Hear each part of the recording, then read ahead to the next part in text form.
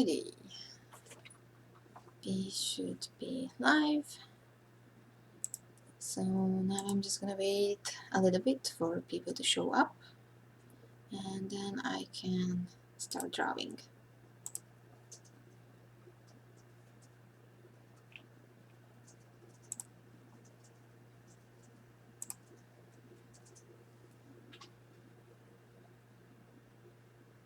Oh, and of course I forgot about the music. There we go.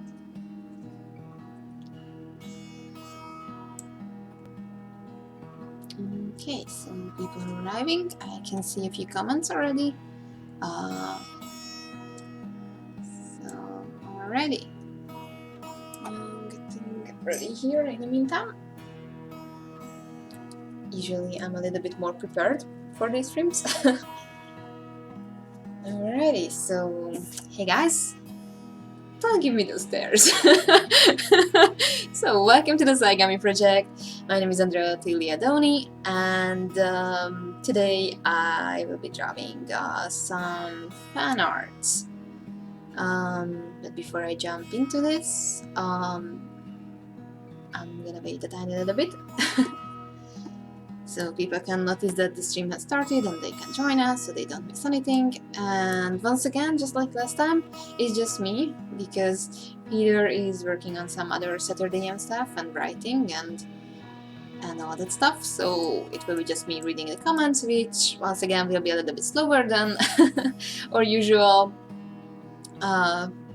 streaming routine. But yeah. Okay, so comments. Lawrence Alimat, yo, hi there. Cool Studios Comics, yay. Sanchez Knights, hi Sunny, hi Sanchez. Normal Comic Junkie, yo, yo. Cool Studios Comics, Ava Spurs, no eyes, yay. Sanchez Knights, it's not a race, it indeed is not. Little Mango, hello, hi there. Nightmare Bunny, hi there. Savage Beards, hi there. Some familiar names and some new ones. So I'm gonna start preparing for this one. So before I start drawing, I just want to let you know that issue 102 of Saturday AM is already out. Just like with our previous issue, it will be free to read on our homepage for a limited time, so you can read the newest installments of the series. And of course, if you like the magazine and you would like to keep it, or you would like to receive your copies earlier, then you can subscribe to the magazine. You can subscribe to Basic, which is just $5 for a whole year, and you will receive all issues of Saturday AM and other benefits. And if you are a premium subscriber, which is $30 for a whole year, you will receive all issues of Saturday AM, but you will also receive our sister magazine Saturday PM, which also just launched its newest issue, issue 4. So you will receive both magazines and a bunch of perks. For example, you will get access to special events, you will get more out of our events. For example, we just started Summer of Manga, which is literally the gateway to Saturday AM if you're an artist yourself. We discovered many talents through Summer of Manga, and many of our newer artists started out with submitting a short story for Summer of Manga, and since they were well received by readers and we thought that we can work together now, they are part of us. So Summer of Manga application is live now. You can find the link in my Linktree profile. I will put the link in this live stream as well. And yeah, you can send in your pitch, and if you get in, you can get a chance to get published in Saturday AM. And once again, the premium subscribers get some extra perks with Summer of Manga, because normally you only are allowed to submit a 10-page short story, but if you are a premium subscriber, you can submit up to 30 pages. So if you feel like 10 pages is not enough for you to tell your story, then the best way is to get a premium subscription and enter Summer of Manga like that. Alrighty, so that was a lot.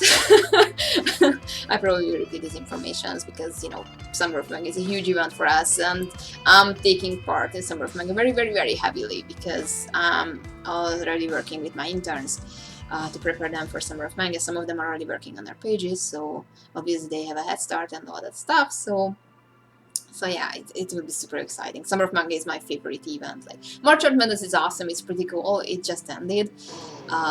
With Jason as being the winner from the UK.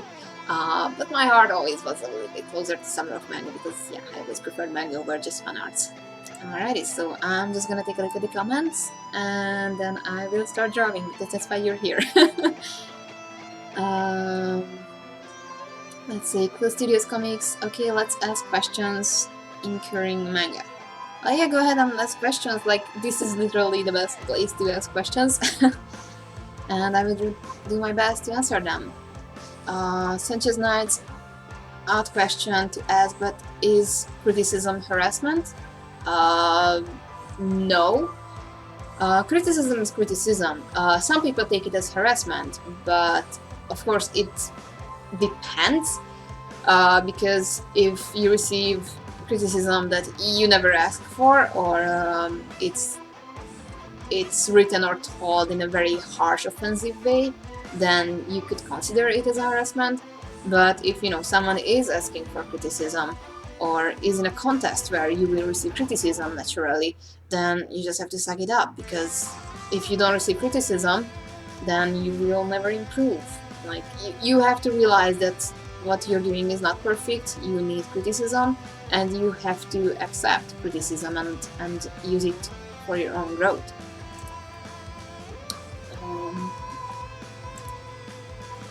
Alrighty. Mini Comics, hey, have a good stream, Sunny, thank you! Nice to see you here again.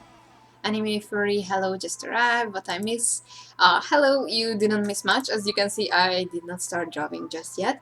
I was just giving you some quick update on Saturday AM issues and Summer of Manga. Of course, you can check those all out if you go to Saturday AM homepage or check out our social media sites. Okay, so I'm gonna erase this layer, and before I continue with the comments, I'm gonna start drawing, because I could just hit here and reading up comments and answering questions, but that wouldn't be too interesting, so let's start. Okay, so I'm selecting my favorite tools here, and in this stream I'm gonna be drawing fan art requests. First of all, I asked my supporters on Patreon to suggest me characters, so they 3 of them sent in a request, so I'm gonna be drawing those characters first, and depending on how fast that goes, and we still have time at the end of the stream, then it will be open for you guys to suggest a character, and I'm gonna pick one from your suggestions and to draw that character depending on how this goes, because, you know, you never know how fast I can finish up characters.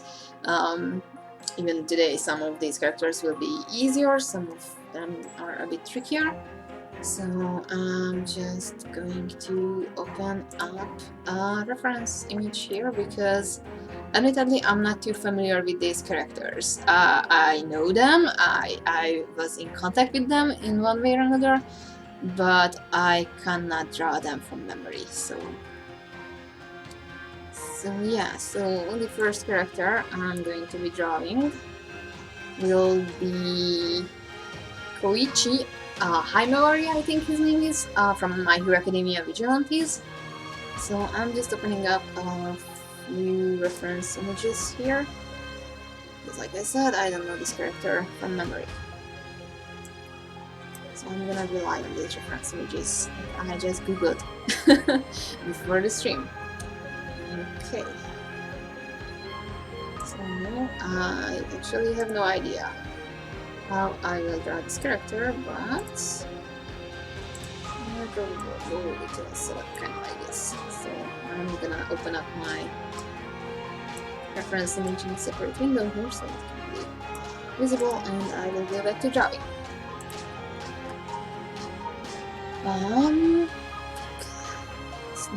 at the comments. Link Slicer, hi Sunny, hi there. It's always nice to see the familiar names.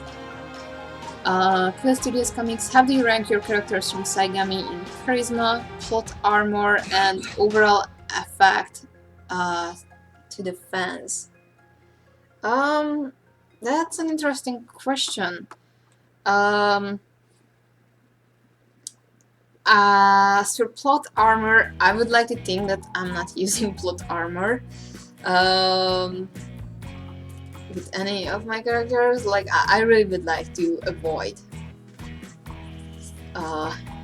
using any sort of plot armor or or any S-pulls with the story. So I hope that I can answer that there are no plot armors regarding the characters. As for charisma, based on the popularity poll, I would say that maybe Ayumi has the most, because she received 50% of the votes in the last Saigami popularity poll. So clearly, she left a good impression on the readers. Secondly, probably Sean, because he's a happy-go-lucky character. Usually people like his type of characters. I'm a sucker for happy-go-lucky characters. So there's that. Reggie has that cool lone wolf kind of character vibe, so he probably gets charisma points there, but at the same time, so far in the story, I think he might be a little bit more one-dimensional in the story than the others, because we didn't really go in depth with his character just yet. So he probably will be more interesting as we advance with the story, and he will get some more character reveal, character development. So yeah. As for the other characters, in the story, I would say that, or at least what I'm aiming for, one of the most charismatic characters will be Lance. But I don't want to go into detail with him just yet, because, yeah, not much was revealed about him in the story just yet. So I will leave it up to the judgment of the readers. It's just one thing that what I'm aiming for the characters, and how the readers will experience these characteristics and characters. So yeah. And of course there's also Chibigon. Like, he's the underdog, but Chibigon is the best character ever. He has so much hidden potential that you have no idea. Oh, and of course there's Carly, who actually started out as a character I just threw in the story in the very last minute. And she actually turned out to be very, very popular among the readers, which also gave me a lot of trouble. Because if you read the last chapter of Saigami, you know why. So yeah, it's kind of hard to talk about that without spoilers. So I'm just gonna leave it at that. That yeah, you know.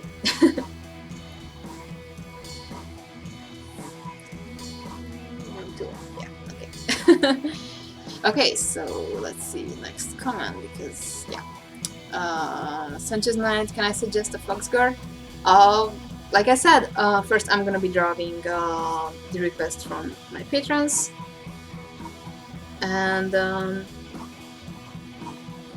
at the end of the stream I will pick one of your requests. So yeah, I keep the Fox Guard memorized, and when I open up the request for all of you, then I will make a selection.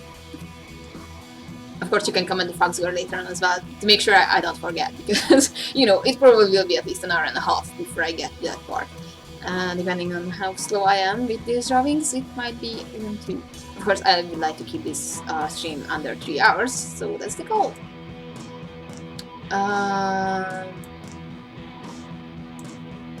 Let's see, did I Oh, did I skip some comments here? Oh shoot, I did. Okay, so VM host, what do you do when you just don't want to draw? It depends. If I have a deadline, then I just need to draw. um, there are some stuff that I use to get me in the mood. Like, sometimes I'm just working on artworks that are not job related. Like, I'm just drawing uh, something that's fun for myself, or just something to get me in the mood. I also recently started to have a habit that when I sit down drawing, I start the very same song, and that kind of starts the mood that, yeah, I'm hearing this song, now I need to draw. It's it's actually something I picked up from my hotel job, because we had one CD that was um, playing in the restaurant and the hotel for like the last decade, and it always started with the very same song. So in the morning, we gathered, we had our morning coffee, our morning chats, and yeah, when we heard that song, that was the sign that, yep, now we need to get up and start working. So I'm kind of using that um, to get me in the mood. And of course, there are times when I'm just, when you're not in the mood, and you just, you're just trying, but it's just not working out. Usually then, I do something else. Maybe I watch something, maybe I read something, maybe I go on social media, or just relax, or whatever that might happen. Maybe go on a walk, depending on the weather. Um, so yeah, there are multiple options. But usually, what I I always say that if you want to go pro, you have to work more on discipline than on motivation, because motivation and inspiration is just a fading thing, but discipline is there for real. Okay, so admittedly, I have no idea how well this character is, because I have not read uh, Vigilantes yet. I really want to start reading it. So this character might now look a bit younger than he actually is in my style. Usually characters look younger in my style, so there's that.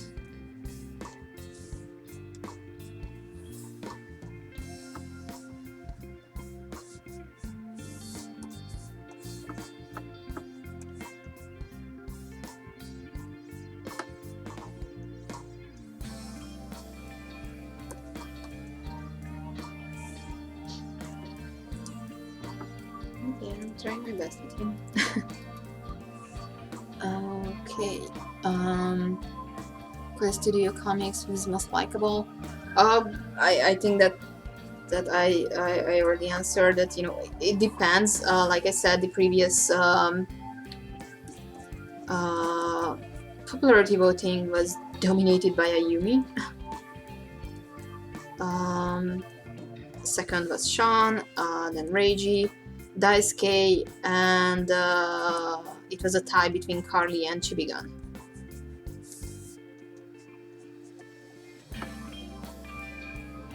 I'm not sure about the shape of the sunglasses.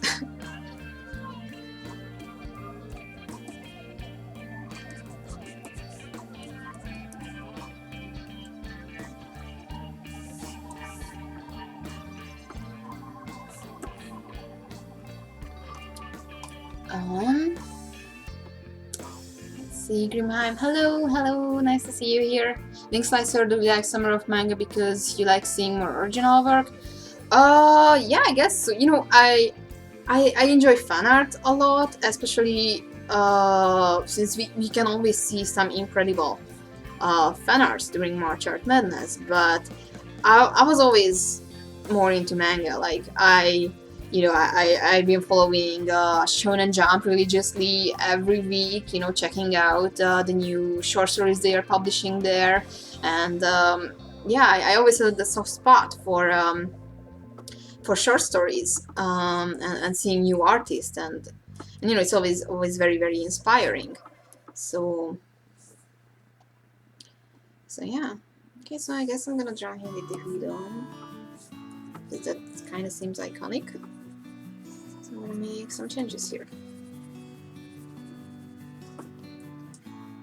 So yeah, it's always very exciting, and you know, especially since many of the creators who make their debut in Summer of Manga will continue to either work with us or they just start their own stuff on online platforms or somewhere else. But yeah, it's always very interesting to see where they started out and how it all started. So yeah. And yeah, I really enjoy original stories.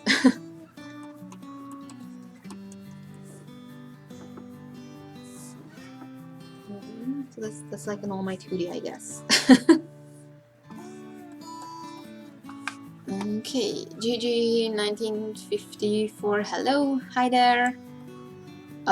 Quill Studios Comics, do you ever plan to cross over the Saturday universe? Saigami meets Bully, Rebel Black. Yep, Saturday Wars. That's all about a huge Saturday M crossover. Saturday Wars is something that's been in plans for a long time, and we will reveal more info about that soonish. So yeah, it's super exciting. It will be pretty cool.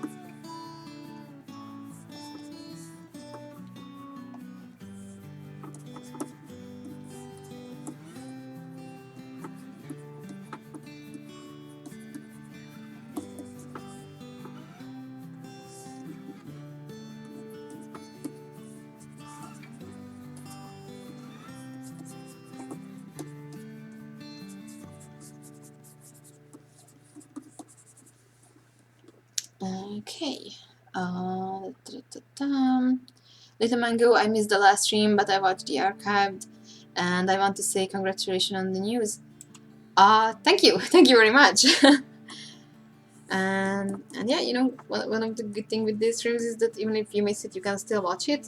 Of course, you know, if you're joining in like that, then you can't interact live, so there's that. But I think it's a good thing that people can still watch these streams. That's why I'm doing them here and not on Instagram. Like, first I started live streaming on Instagram, but then I realized that, yeah, those streams will disappear, so the people who missed it won't be able to see it ever again, so yeah. Happy Cake, hi there. Dark Gamer, hi you, say hi to Brazil. Hello, Brazil! Nice to see you here. And everyone else who's from Brazil or from any other places from the world. Sanchez Knights, do you need to be the type of a person you're creating, or can anyone write and create any characters? Like, I don't need to be a woman to write one. Yeah, of course. I mean, you know, they always say that the writer's personality will kind of reflect in their character's personality, but at the same time, you know, you can't just write a world where everyone is like you. So you have to get inspiration from other places. You know, there are dozens, hundreds, thousands of people surrounding you, so why not take inspiration from there? You can also play around, like, you know, use your imagination and try to think that, hey, if this character is in this situation, how would they react? Or you know, yeah, if you base a character of someone else, you know, that's a very common thing. Like, heck, the characters in Saigami, I took inspiration from real life for many of them. So it was easier to develop them because I had a starting point that, yeah, I know this person well, so I will take this part of their personality to put in the characteristics of my characters. So yeah, you don't have to be one to write a character like that. So you know, use your imagination. And yeah, just walk around with an open eye and an open mind. Like, heck, for me there were cases when I was working in my hotel job and I was just observing the guests coming, going, and you know, just listening in to their conversation, trying to guess their kind of personalities, and yeah, I know it might sound a little bit creepy, like I wasn't stalking people, but you know, I was there for 24 hours a day, so I I learned a lot about different characteristics and people in general, just by being out and then being surrounded by people. So you know, that can be a huge help. Plus, you know, eventually you will need to write villains, and you know, you don't need to be a bad person to write villains and stuff like that. So there's that. You just need an open mind, and you know, you kind of have to play that role play in your mind. That if I was that character, how would I react, or you know, if that person would be that character, how would they react, and so on. So it's like a mind game, but yeah, you know, there are many male writers who can write great female characters, and there are many female writers who can write great male characters. So there's no limit there. Soul Shock, hello, hi there, Mr. Jerk Dude. Gudetama is such a relatable character. Isn't Gudetama like that egg thingy? Like, I feel like that's like almost like an emoji kind of thing. Is that the Gudetama that you're thinking of, or is it something else? I'm not sure at the moment, to be honest. Okay, and now I'm gonna create a refined sketch. So yeah, none of today's artwork will be finished and polished artworks, because then I wouldn't be able to work on too many artworks, and you know, I want to finish up at least 3 sketches today. So, but of course I'm using my usual inking G pen. You can see it, but that's the G pen I'm using.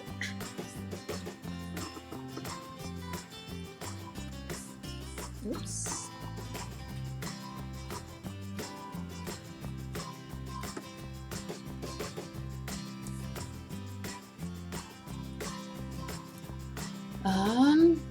Epic Cake, how long does it usually take you to storyboard script a chapter, and how do you stay focused?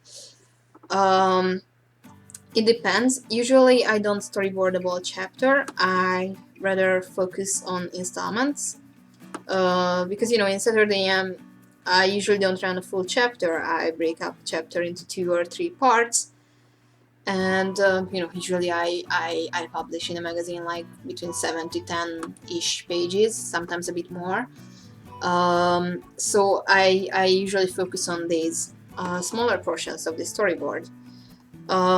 Sometimes it goes kind of fast, sometimes it's a struggle. Like, usually I spend more time on coming up with the right storyboards than actually working on the pages, because I think that's the hardest part, and after that, drawing the pages is really just a game of endurance.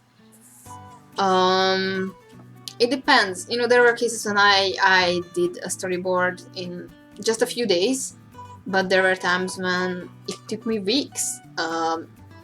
Heck, the installment I'm drawing right now, I'm going to finish it up. It will be in issue 103 of Saturday. I'm coming out next Saturday. The storyboard for that took me several weeks, actually. I rewrote the script many times. I changed the storyboard many times. So yeah, that was a lot of work altogether. Of course, you know, in the meantime, I was focusing on a bunch of other stuff. So you know, it wasn't like I was focusing day and night on that storyboard. But yeah, it took me several revisions to revising to finally get it. And even like that, you know, I was just drawing a page the other day, and I was like, yeah, no, I don't really like the panel layout, so I'm gonna change some stuff there. So I made some last minute changes. So my storyboards are kind of not finalized until I draw them. But yeah, usually I would say it's few weeks. You know, sometimes I start working on script or the first draft of the storyboards like week before I actually need to draw it. So many times I'm still drawing the pages for a previous installment or previous chapters, but I'm already starting to brainstorm and work on the upcoming storyboards. So at least that gives me a lot of time to think and make changes.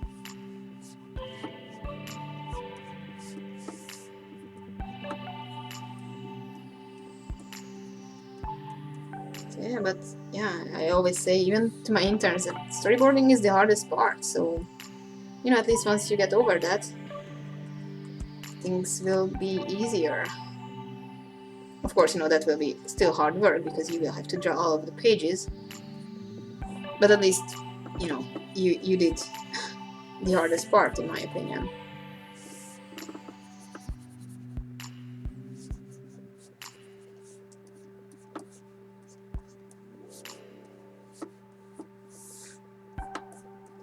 And I'm gonna check my other reference images because, oh no, he has a, okay. So I'm just gonna erase this because I kinda messed up the chain. Okay. Brandon Johnson, how can I give my characters better personalities, and how can I give each characters their own unique personality? I actually made a video about this, how to make your characters unique. Once again, take inspiration from real life. You know, it doesn't have to be necessarily someone you know, but you know, the world is filled with so many interesting people. So if you keep an open eye and open mind, you can find a lot of inspiration from real life. Unique habits can really help characters, and you know, when you're creating your character, you have to think about them like real people. So you have to come up with a bunch of details. And now I'm not talking about details like, oh, what's their favorite color, what's their favorite food. That's just bullshit. Like, that's something, you know, a very hardcore fan might be interested in, but you know, that won't put anything necessary or interesting to the core of your character. So okay, so this hair kinda okay. So you know, it's more important to ask the question that, you know, what were the circumstances of said character, you know, why they were growing up, what were their influences, what's their goal in life, certain personality traits, and you know, just think about it, and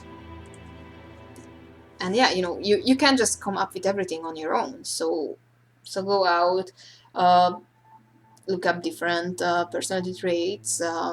You can do a bunch of research. For example, I took a lot of inspiration from my sociology classes because that was very interesting, or you know, psychology, and those sorts of things can be very, very interesting. So that can be a big help.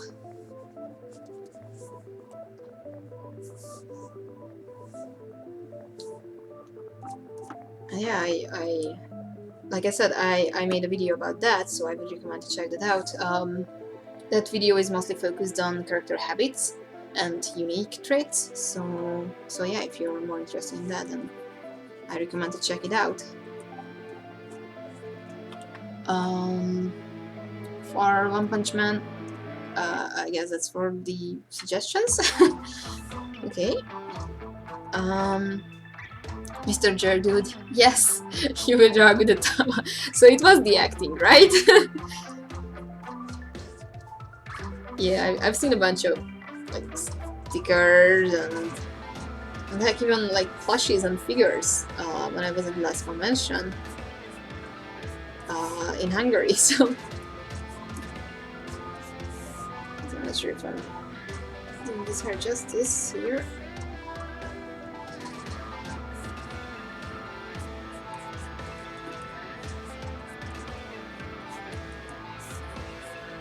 So if I butcher this character, I'm sorry for the fans. It's kind of hard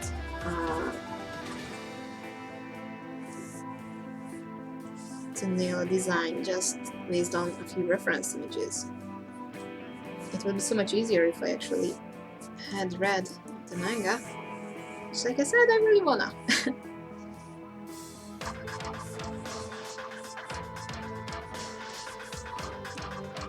It's just a matter of time.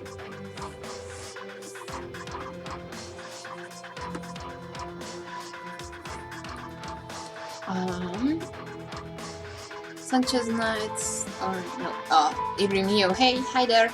Sanchez Knights, he jumped again. Why is this happening? Sanchez Knight, I would like to see Tamamo no Mi in your style. I admittedly have no idea what's that.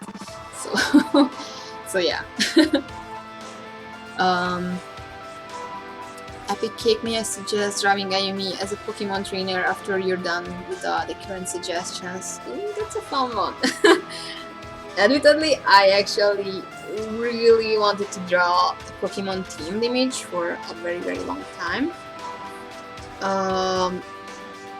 Not just with Ayumi, but with my other characters too. Like, I actually came up even with a team of 6 for my character, had they be Pokemon trainers.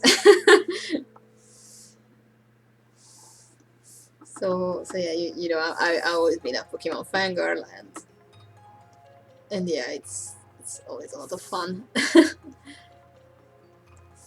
To imagine your characters or other characters as Pokemon trainers, and you know, who would be their Pokemon, who would be their starters. Especially with the recent hype with the new generation announced. So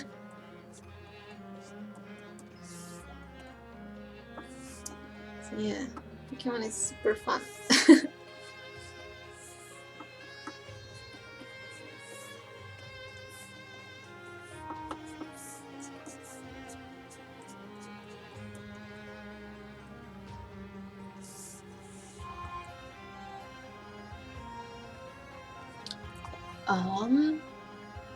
Many comics. I love that Carly is in the 7th and 8 chapters before she had an actual role in the story. This made the storytelling so fluent and made everything feel alive, both the world and the characters. Thank you, thank you. Yeah, actually, that's something I kind of was proud of. Because yeah, when I first draw her, you know, she was just a background character, and probably not many of my readers even paid attention to her. So yeah, you know, I was kind of hoping that the people will realize that, hey, isn't that the girl who was in there, or you know, something that will make the readers just go back and, oh shoot, she was there all along. So yeah, because you know, I really enjoy stuff like that in manga I read. So I was kind of hoping that I can aim for a similar effect, so to say.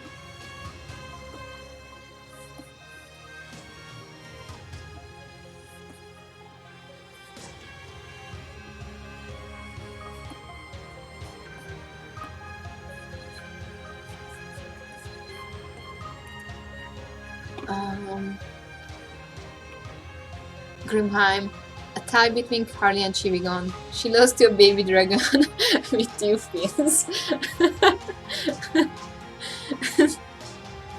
Well, Chibigon had more time to shine in the story, so there's that. But you know, there's there's the hidden potential of Chibigon.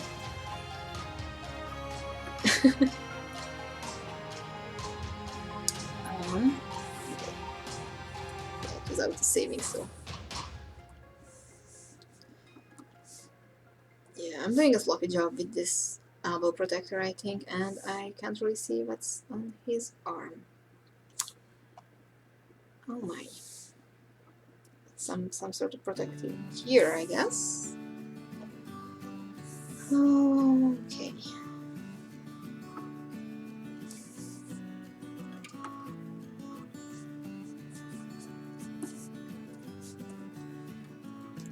looks kind of cool though, admittedly.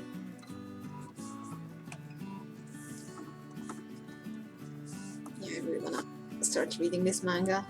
I really like the design. Like, this is so much fun. Like, you kind of get a Deku vibe with shoes and the All Might bunny ears, or I'm not sure what to call it.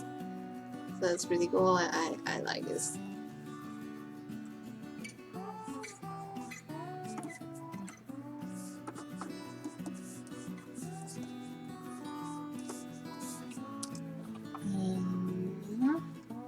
Anahi Avalos. Hey Senpai, hi there. Quick question. I can't English. You know that storyboard paper you used before? Do you create that on your own or did you find it online? I want to use it for my own manga. I found the first draft for that online, and then I created my own version for that. I was actually thinking that I could put that up online, so people who are interested could share it or download it and use it.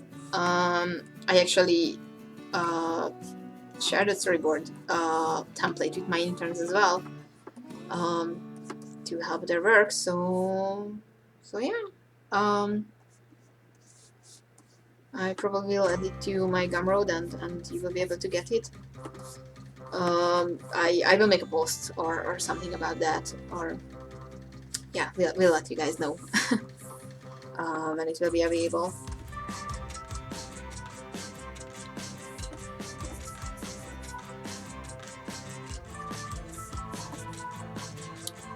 Okay, and now for the pattern of the hoodie.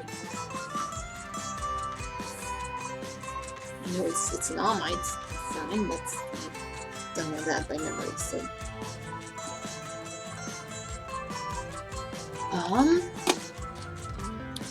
Chris Bornote, have you ever used chameleon color markers when you use to color traditional style of curling? Actually, I just recently started the chameleon markers. Previously, I was mostly working with cheaper markers or watercolor or color pencils, and recently chameleon markers and chameleon art products became the sponsors of March Art Madness for Saturday AM. So I got the chance to try out their markers, and actually it was a lot of fun. They kinda hard to use at first, like you have to get the hang of it, so there's a learning curve, I'm not gonna lie about that. But once you get the hang of it, you can create some pretty smooth transitions with the colors. So if you're someone who's looking to do some very smooth color transitions, then they can be very, very interesting and very useful. And of course, you can use them as the same as with Copics or other markers, so you don't necessarily need to use the wall color blending gimmick they have. So there's that. So I was doing an artwork, and I was basically doing half-half.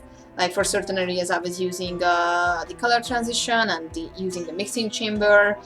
And some other parts of the artwork I just used the markers as I was using other markers. They have really nice and vibrant colors. I really like that, very good quality pigmenting or alcohol ink.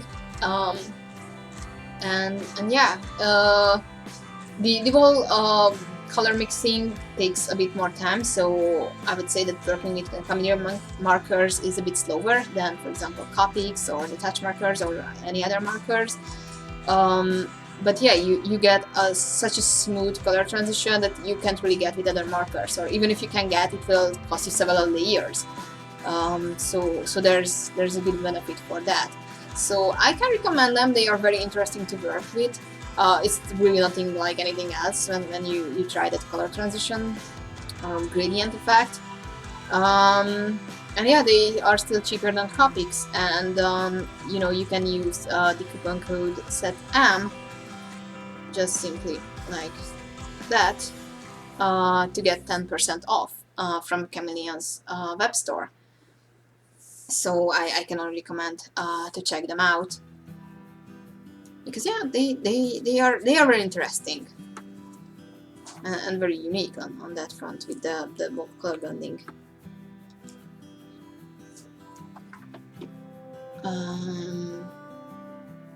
Smart Spud. My narwhal army has returned. Oh yeah, here comes the narwhal army. Mr. Gertrude, yes, good attempt is a beautiful egg. Yeah, I know that character. Grimheim, hashtag Narwhal Squad. Blaze for Christ, Narwhal Squadrons. Well, I guess Narwhal Squad will be the official hashtag of the channel from now on. Like, you know how the bigger YouTubers tend to call certain names for their followers? I guess we could be the Narwhal Squad. Would be totally random though, but you know. The narwhals have a history in this channel now.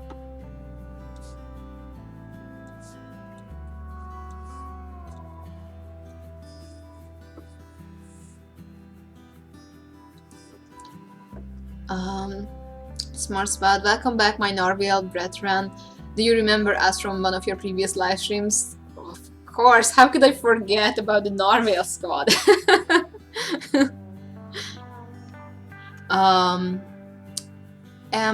Yunuswaru, I'm probably butchering your name, sorry. Wait, do you work on the My Villain Academy, this manga that you're using as a reference? I'm working on a fan art based on My Hero Academia Vigilantes. I'm drawing fan art requests from my Patreon supporters, and one of them was suggesting that I draw Koichi Himabari, I can't remember his name, sorry, but I know that it was Koichi. So I have a few reference images here that I saved from Google image results, and now I'm drawing Koichi because apparently he's a good boy. That was the instruction I received. So yeah. But I'm not the artist for Vigilantes. I'm the artist for Saigami, which you can read in Saturday, and you can read the first 2 chapters for free at my homepage, and the first 2 volumes are available worldwide in print and in digital format.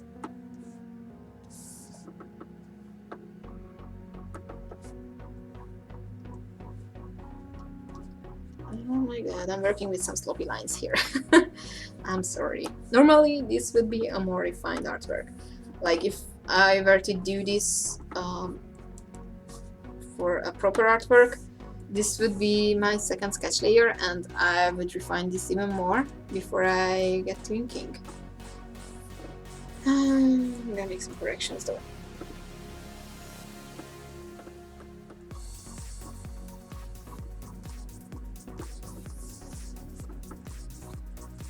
And I get some sunglasses.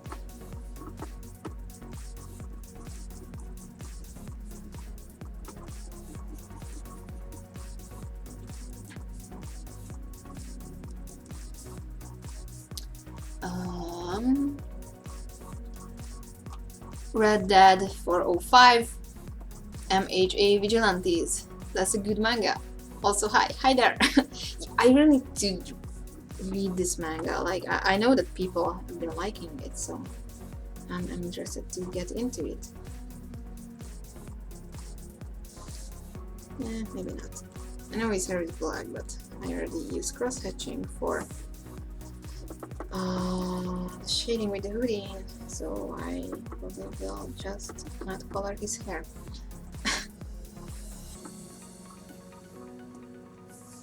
Just doing a tiny bit more shading here and there.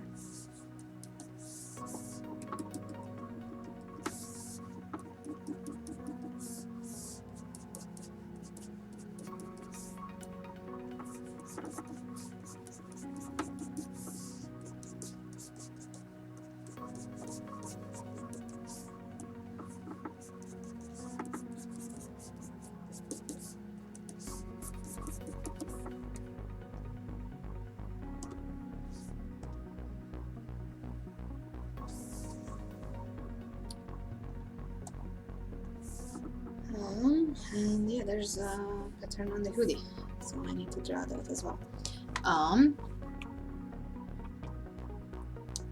Where was I in the comments? It's always keep jumping to the bottom.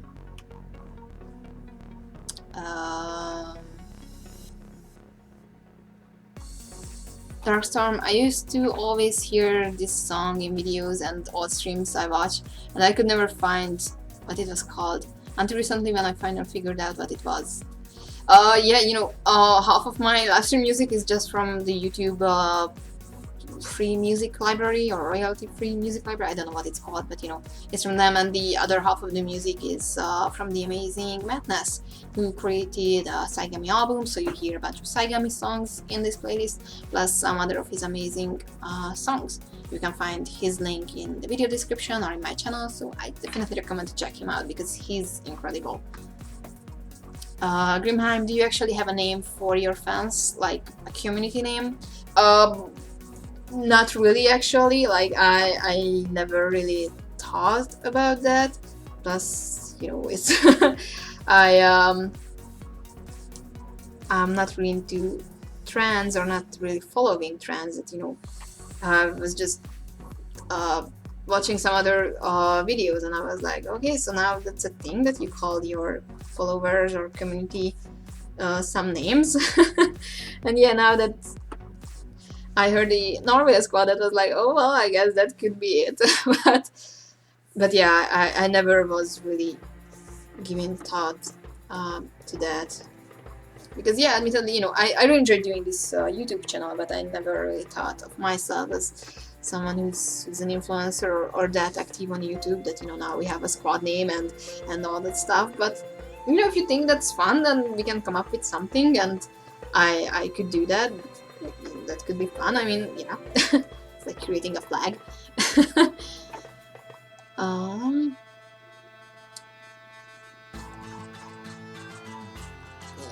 Still, I'm not too happy with his face.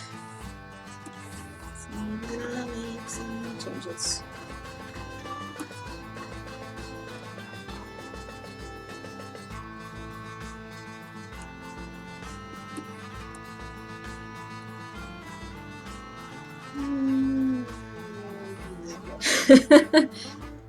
It's always hard. Oops.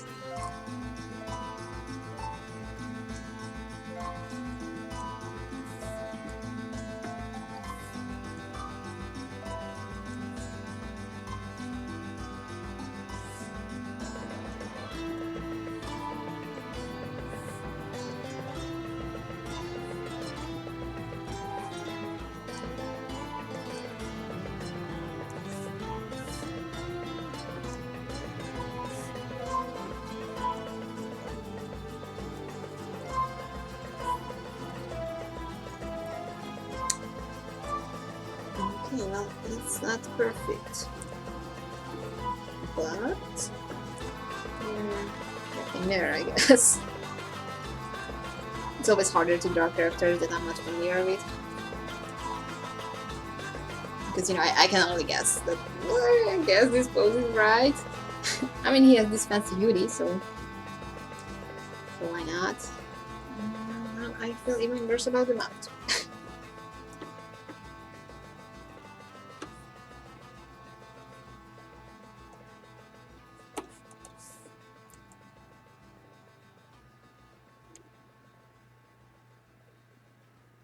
The eyes are still off.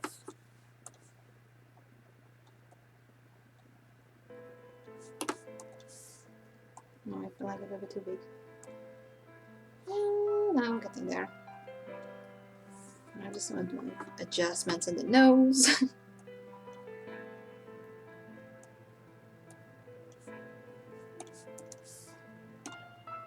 There we go. Yep, looks a little bit better. Okay, so this is it for this character. I'm just gonna make a quick save.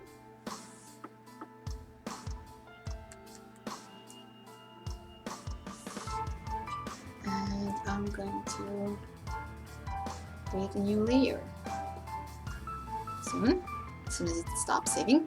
Okay, in the meantime, I'm just gonna look at the comments. Quill Studios Comics, I've been watching SpongeBob Season 1 because I'm a millennial and I'm proud. Okay, admittedly, I never was a SpongeBob fan. I never really seen an episode. So I can't really say much about it. I mean, I've seen a bunch of memes and GIFs and some video scenes from SpongeBob, and I know that it's very popular, so enjoy. Sanchez Knights, how long do you plan on having Saigami be? My main goal is to keep it under 12 volumes. Like, I really like the number 12, so I figured 12 could be a good amount to tell the story in. So that's the goal. You know, if it's less, like 10 volumes, then that's okay as well, but surely not more than 12 volumes. So that's the maximum. Because, yeah, you know, drawing a volume takes about a year, so I don't want to spend more than a decade from here on to finish up the story, so yeah. Daisuke Uchiha, hello! Savage Bears, I'm sorry I'm not as interactive as I usually would be. I'm on a mini adventure at the moment. Oh, don't feel sorry. I mean, you know, you're here, you join in as much as you can, and I actually messed up the years. Sorry, I just noticed that. So yeah, you know, it's...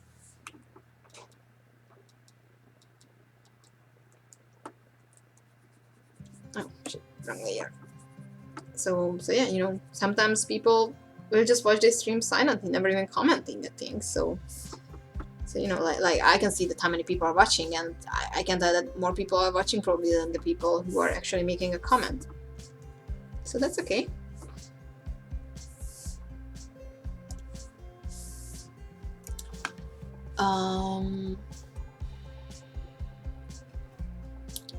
Let's see.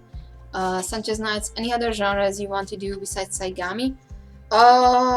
Yeah, I have many other ideas. I really want to draw sports manga in the future.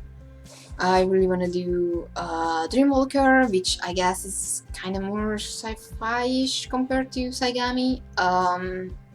And yeah, I have other story ideas. So a bunch of genres.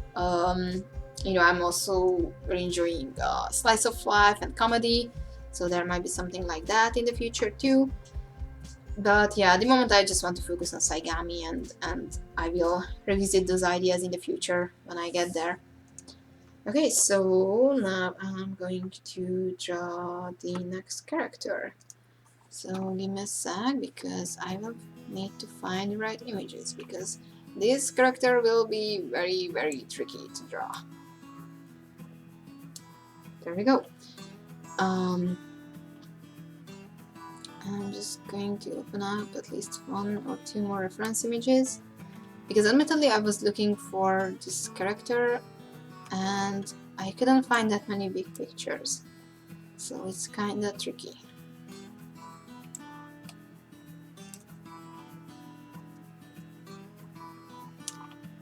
Okay. I'm opening this up because I don't need the Hero Academia images anymore. Here we go. And go back to spawn. Okay, so the next character will be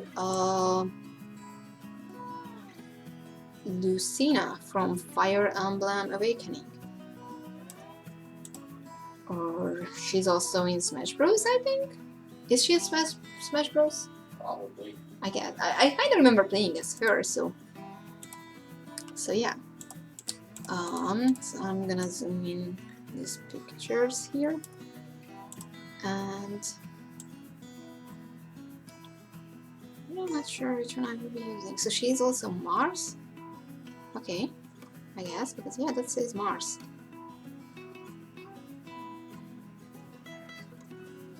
But she's also Lucina, right? I hope that I got the right character.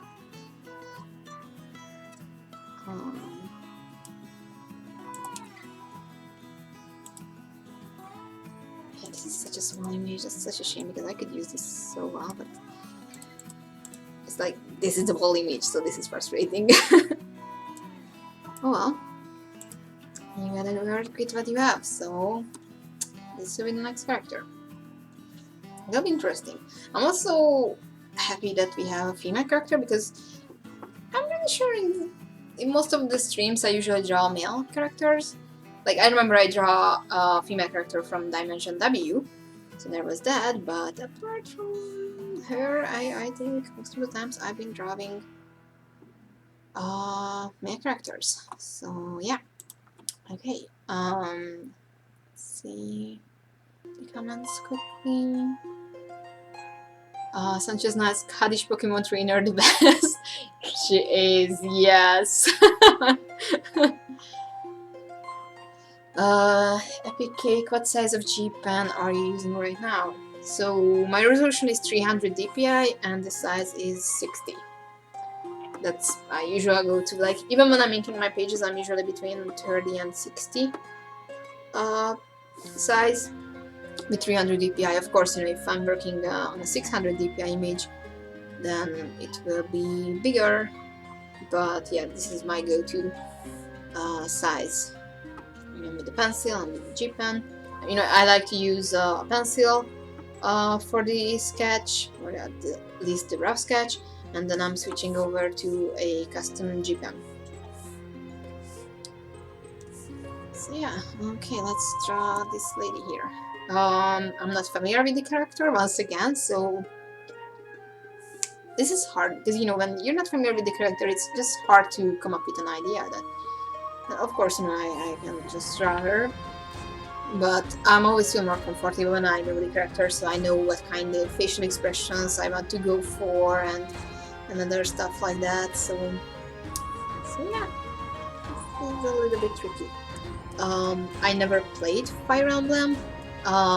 I played the Fire Emblem characters in Smash Bros, if you can call that playing, because I was just smashing the buttons randomly because I suck with fighter games. So yeah, I did cosplay from Fire Emblem though, because I know it's random.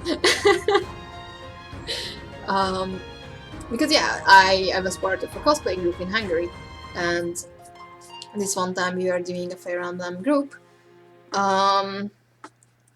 And I can't really remember the character's name anymore. Crap. It was a very simple cosplay, like, yeah, very, very simple dress, and damn it, what was the girl's name? I know that she was Ike's. Ike? Ike? I don't know how to pronounce the one of the main character's name, but the girl was his sister. But I really can't remember her name. Just kind of sad, because I enjoyed this cosplay. It's pretty simple. It's a cute character, not really my kind of character though, but yeah.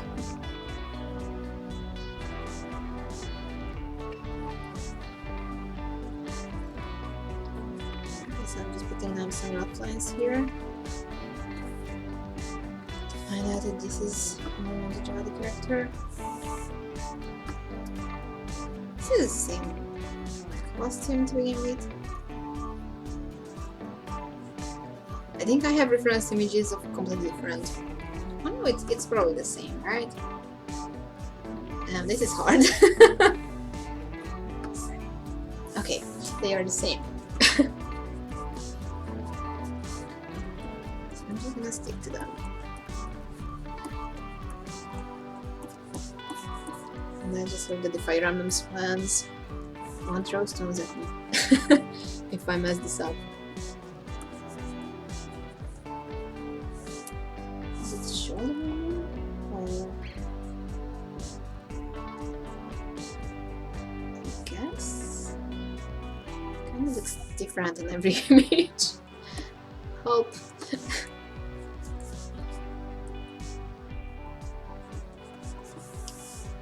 I'm just gonna rely on this design. Oh, now I see it. Okay, I see it, I see it.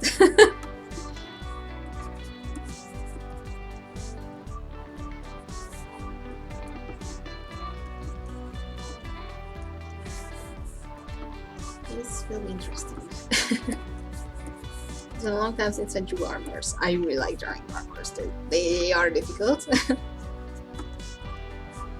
but they are so much fun.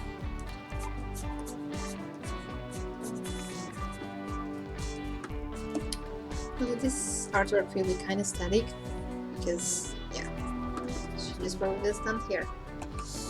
So yeah, will be nothing too fancy. Ricardo Duran, hello, I can't stay long, I'm on a break, I just wanted to stop by and say hi. Oh my god, you're drawing my good boy. Yeah, you kind of missed it, but yeah, here it is. Yeah, this was a request from Ricardo Duran, who's a supporter of mine on Patreon, and also he's one of my interns, and he will be our very first entry in Summer of Manga. And right now I'm just putting extra pressure on him, so please look forward to his amazing short story with a very high potential of a future series. No pressure. But yeah, it will be really cool. Like, and once again, I was talking about this in the beginning of the stream, but once again, the application for Summer of Manga is now live. Of course, you don't need to rush because you can only submit your ideas once. So make sure you're not rushing. You think of things properly. First, you need to submit your pitch and some examples. And if we think that you're good, then you get a chance to appear in Saturday AM. And once again, March Art Madness is our fanart competition, and Summer of Manga is a short story competition, which is basically the gateway to Saturday AM. Because many of our newer creators started out with Summer of Manga and later on made their debut in the magazine with their own series. You can find the link in my link tree. So if you go to my Instagram or Facebook, Twitter too, I think, yeah, you will be able to find the link to Summer of Manga, or simply you can just go to the Saturday AM homepage and you can find it in the blog session, I think. Yeah, so you can go to www.saturday-am.com/blog/summertime 2019, I think was the link, but I can't remember that properly. Okay, so now I'm gonna... Okay, I'm probably gonna use this artwork, and I hope that this is an official and not just a fan art, because I would feel bad if this was a fan art and I would be copying someone else's style. But I need a better close-up on her face, because yeah, this is not really a face that I'm used to draw, because she has a kind of pointed chin and her face is somewhat longer than what I'm used to drawing, so even though I'm drawing her in my style, I kind of want to stick to the proportions.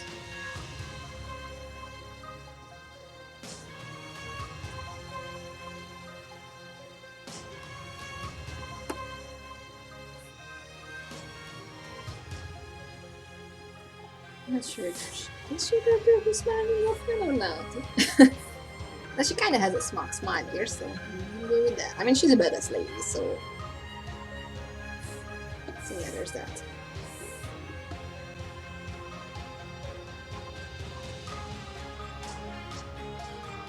I'm really looking at her face so far, so I probably will make some more tweaks and changes. Before I do that, comments. Epic Cake, let's go narwhales! Mr. Jerdu, Epic Cake, G-pens have different sizes.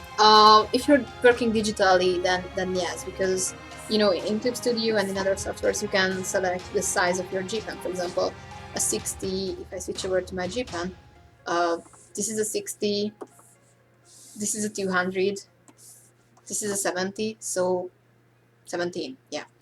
So, you know, with digital, yes, you can change the sizes. With traditional, of course, there's only like one size. Like, yeah, this is the G-pen, even though I'm not sure if this is showing up, but yeah, it's just the one size. So if you want a higher variation with traditional, then you can switch between the G-pen and the Maruk pen. Like, this is the Maruk pen, or the round pen, which will give you very fine thin lines compared to a G pen. And yeah, there are other types of nibs that you can use. Oh, it's been a long time since I used those.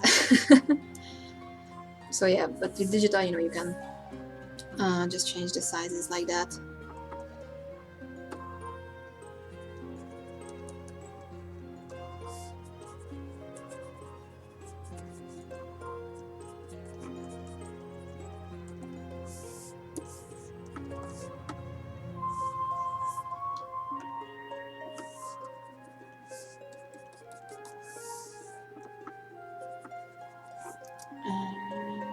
Okay. Oh yeah, APK also answered that I'm in Clip Studio. CVP art. What is a good way to tell the reader about the word in a manga? I'm having a hard time finding out how to tell the audience how the word works. Well, the best advice for that is that show, don't tell. Because you can start out with a narration, but you know, that's kind of cliche and that might be a more boring way. Of course, you know, there will always be things that you can only inform the readers about through a dialogue or through some narrative tools. But at the same time, the best way is if the readers can experience the word themselves. So show them how the word works and how your characters are experiencing various things. Of course, you know, introducing new words, one of the best, or not the best, the easiest setup is having a character who's brand new to that word. Like in every isekai ever, and because you know that character will be completely new, so they can ask questions, they can look for more information. So basically you can show the readers the world through their eyes. Heck, that's what I'm doing with Saigami, admittedly. But you know, many other stories. Like think about Harry Potter. Harry is completely new to the world of magic. Right, is Harry Potter an isekai basically? If you think about that. Whatever. Or you know, you think about other stories like Lord of the Ring. You know, the hobbits never left the Shire, and now they're experiencing what the world is like. So that is always a very easy, probably the easiest way to show a world if you have characters who never seen the world before. Of course, if it's a setup where all of your characters are familiar with the world, that's a little bit trickier. But yeah, you know, there are certain things that is best if you can just show it, like you use your art to show different aspects of the world. Many things can happen only in the background, and it will still give a nice feel to your world. Of course, when it comes to, like, you know, certain laws or rules for your world, then yeah, usually that's something you kind of need to write down, or you know, the characters need to talk about it. But you know, you can include that in a very casual dialogue, so you don't necessarily need to give long expositional speech through your characters, but you know, it can be shown through dialogue. Heck, that's basically a good example for that would be Game of Thrones, because you know, all of the characters are basically familiar with their world. Of course, there are some parts where the characters are new, you know, when they are going beyond the wall or something like that, or you know, going west and things like that, or going east. But yeah, a lot of information about the politics, about the relationships of the characters, or things like that, we receive through dialogues. And they are very, very smart dialogues most of the time. Like, it doesn't feel like an exposition, because we always receive that information by something else is happening. Of course, many times we receive exposition, then there's a lot of nudity involved. So there's that. This is not the way to go about it, but still, that's still a smart way, because it doesn't really feel like we're just receiving information and nothing else. So there's that. So yeah, I would recommend you to study how other storytellers are giving information about their worlds, because yeah, just don't focus on anime and manga. Look up other worlds, movies, books, novels, because you can find a lot of inspiration through those.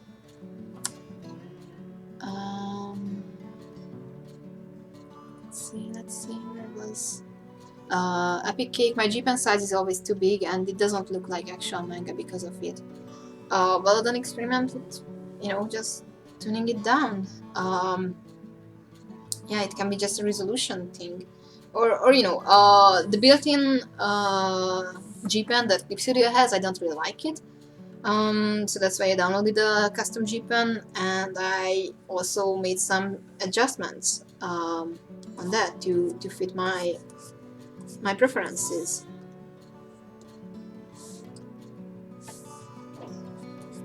So yeah, one of the best things about digital is that you can customize all of your tools. So just play around with the settings until you feel satisfied.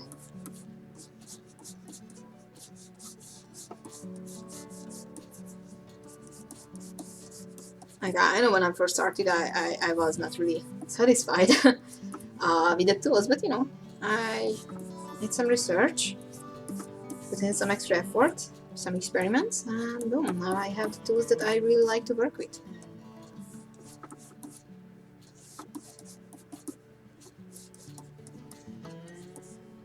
So she has a crown, I guess, or a tiara.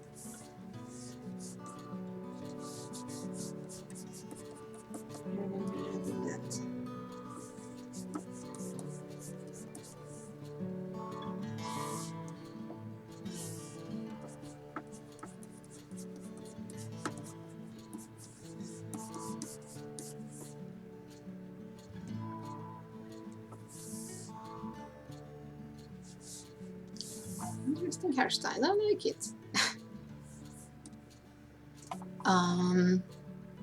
Smart Spot, yes please make it your name, it would be an honor to know that I started it, and also I love your accent. Thank you. So from today on we are the Narwhale squad.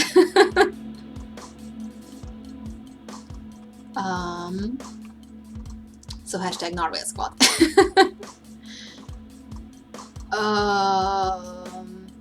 Where was I in the comments? Where was I in the comments? Oh my god, I'm so far behind.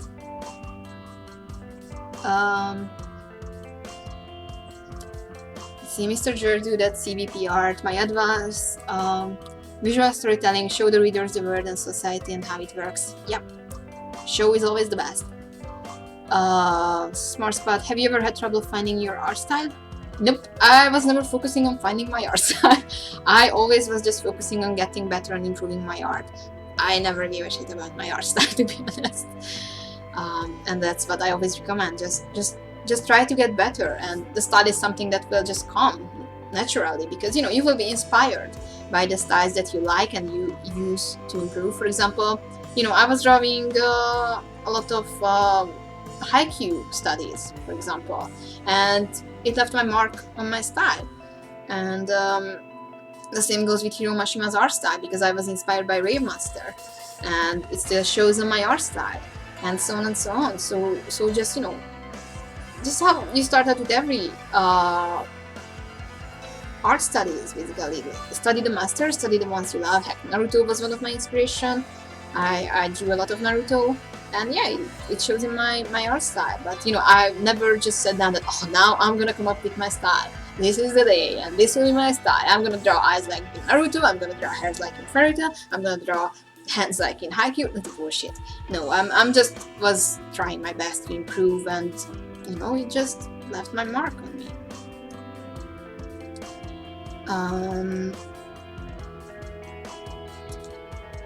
Read that, it's a lot of fun, would recommend the manga. I guess Vigilantes, yeah. Yeah, I really wanna read it, so I will. CVP art at Mixed Church, dude, yeah, I could try something like that. There is a big story behind my words, so I might be difficult, but I will do my best. But if you really want to tell like a bird story, like a big epic, then yeah, I would really recommend, Lord of the Rings, because yeah, Tolkien created not just a bird but a whole mythology, the own history of the bird, and he conveyed that work perfectly. So Lord of the Rings is something I can truly recommend for that. Mr. Gertrude, but you can also showcase your work through dialogue. Yep, exactly. Sanchez Nice, showing your audience everything, tell them nothing. Yeah, of course, there are certain things that you kind of need to tell because they might be hard to show. But yeah, like 90% of the time, just strictly show, don't tell. CVP art, yeah, I could do that. My main character has just been in a traumatic event and the story starts, so I want to find a good way to tell him and the audience what has happened before that event. So he has some memory loss and stuff like that. And yeah, that's an easy setup because now he doesn't remember all of the aspects of the world, so he has to rediscover those. So that's basically the same as pushing a foreign character into a setting.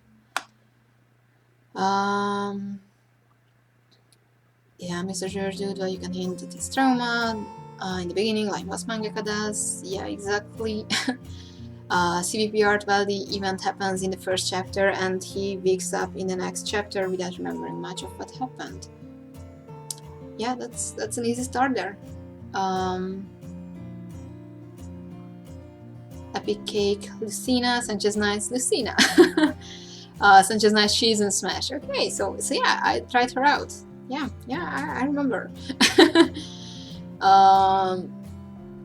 Blaze for Chris, yes, she's in and she's awesome. Sanchez Nice, she pretends to be Mars. Okay, so that explains a lot because yeah, I was searching for Lucina artworks and I got a lot of Mars results and I was like, so are they the same or are they not? Or so yeah. And yeah, I got this official character artwork and it still shows Mart as well. So yeah. Savage Bira, she would look stunning in your style. Well, I'm trying my best. She probably looks way younger in my style, like everyone else, but yeah.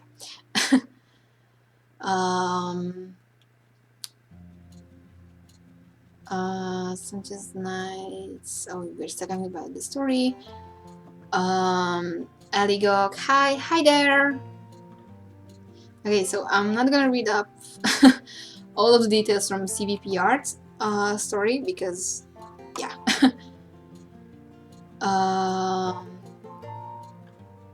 Yeah, just have him wake up in the first chapter and be really confused. That could work, so I can share the details and the event later in the history. Yeah, that's always a good start. It's kind of cliche, starting well with the character losing memory, but cliches are cliches for a reason, so they are obviously working.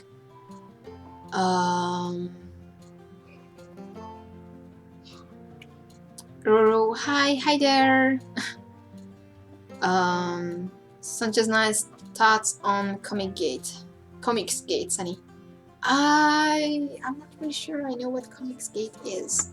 Is it like a distributor site or is it a publisher? Like, I have no idea, so I really can't say any thoughts on that. Blaze for Chris, yeah, kind of like what they did for Attack on Titan. Yeah, that was still for the Amnesia. Comicsgate is a campaign in opposition to perceived forced diversity and liberalism in the content of North American superhero comic books and the kinds of creators who work in the industry, according to Google. Huh. That's interesting. Admittedly, I don't know enough information about that to form an opinion.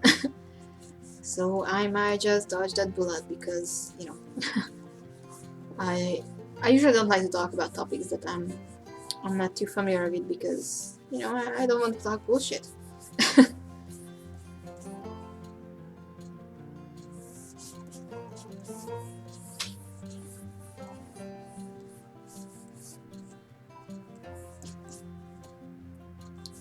So yeah, I might look into that because it sounds interesting.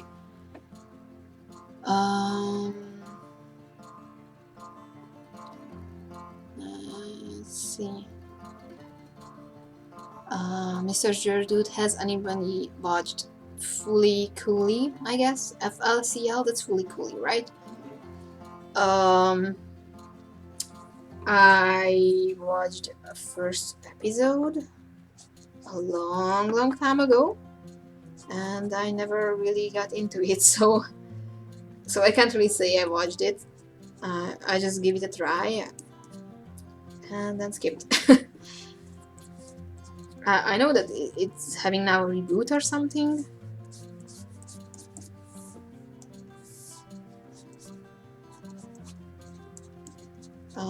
But yeah, it was. I never got into it.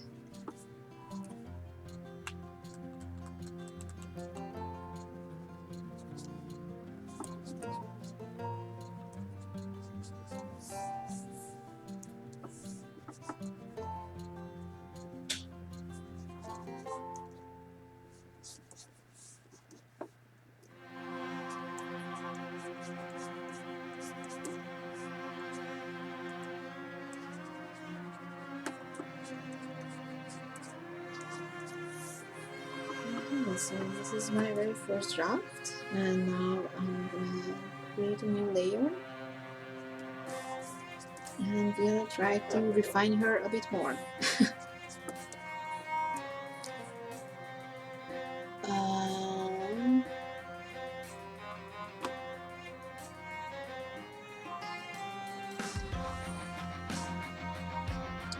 Let's see, CVP art is when I'm going to draw some stuff now. Are you working on?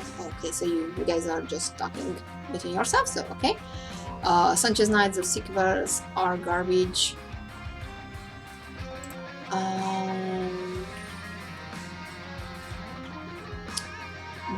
My comments just jumped, so I have no idea what I was.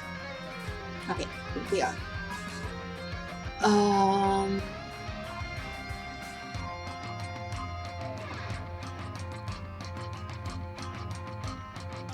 Mr. George would, but I never watched the sequels. Somehow doesn't feel right to watch them. Yeah, well, some stories just work best without the sequels, I guess. Zafe illustrations, hola amigos.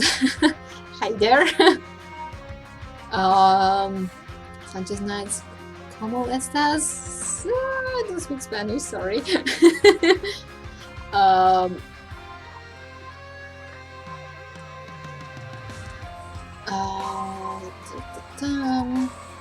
Zafe illustrations. I literally waited for this live stream before I began working too.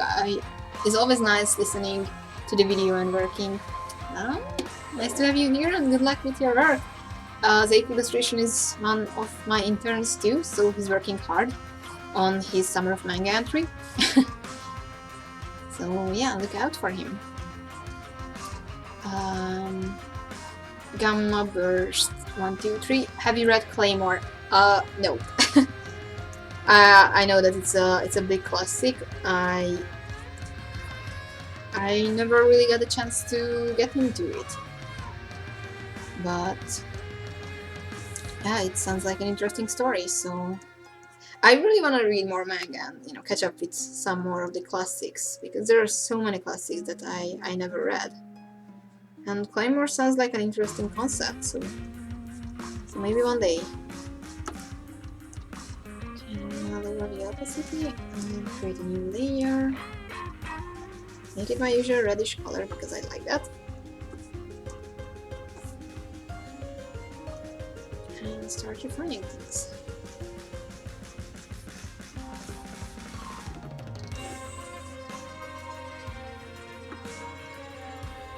Just stay with my contour there. And you want to, yeah.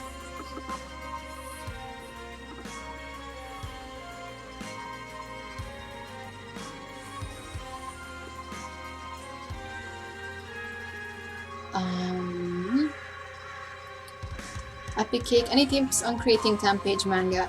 I can make 40-60 pages manga, but for me 10 pages is way too short. Well, the easiest way is to keep it very, very simple. That's exactly the challenge we're giving. Because yeah, you don't need that many pages. Of course, if you want a proper world building and a complex story, it's a twist or something, then yeah, you would need more pages.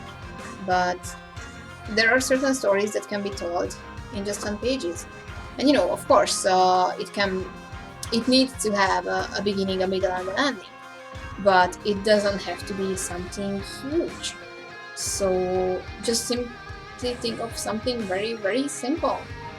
Now I'm trying to think of good examples. Yeah, it's very tricky. I admit that.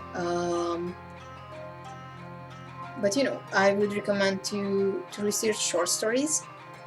Not necessarily comic short stories, but written short stories. Because if you read short stories, you will see that there are certain stories that can be really told in just a few sentences. Heck, there are stories that can be told in a single sentence. Like, I can't remember who was the writer. But I remember that there was this writer who was challenged to tell a short story with just 3 words. Or 4 words? 6. 6. 6 word epics. Yeah, 6 words epics. Okay, that was that. Do you know who was the writer?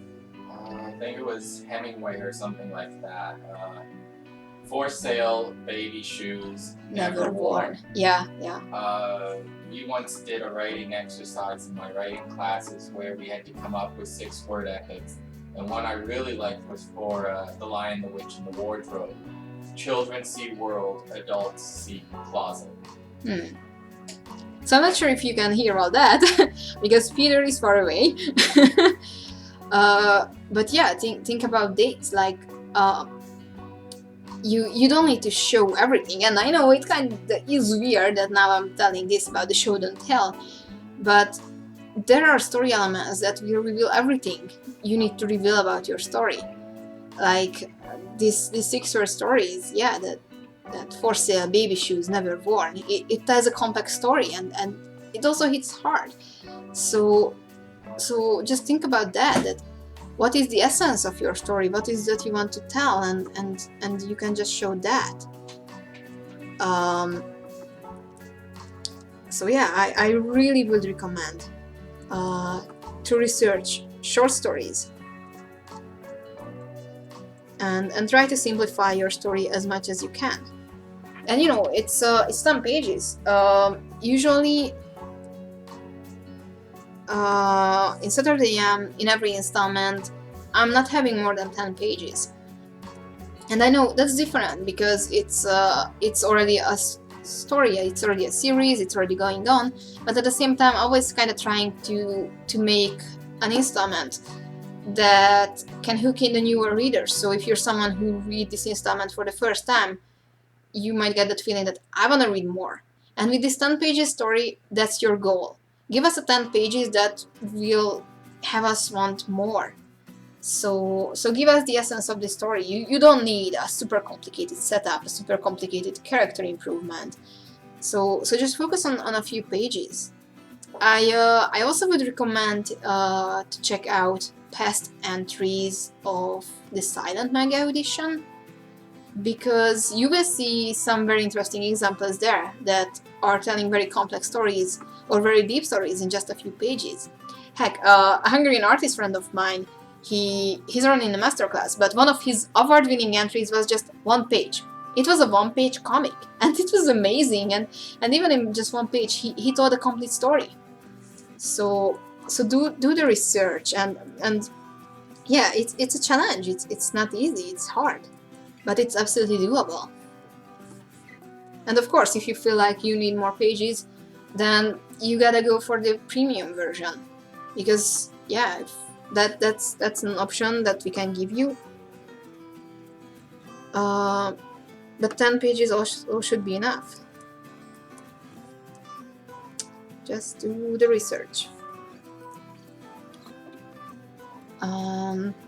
Smart spot. What is a good way to start a manga and ways to make it popular? Well, the best way to start a manga is just to start doing it. I know that sounds stupid, and that's probably not what you want to hear. But yeah, if you just keep sitting at your desk and think that, oh, what would make this manga the most popular, then you will never start it. So just start doing it. Make your characters relatable, make your characters interesting. And you don't need to overdo it at first. Like you don't need to include all of the cliches in the characters. You can make relatable characters with very simple setups or very simple additions to their personalities. So don't overdo it, don't overthink it.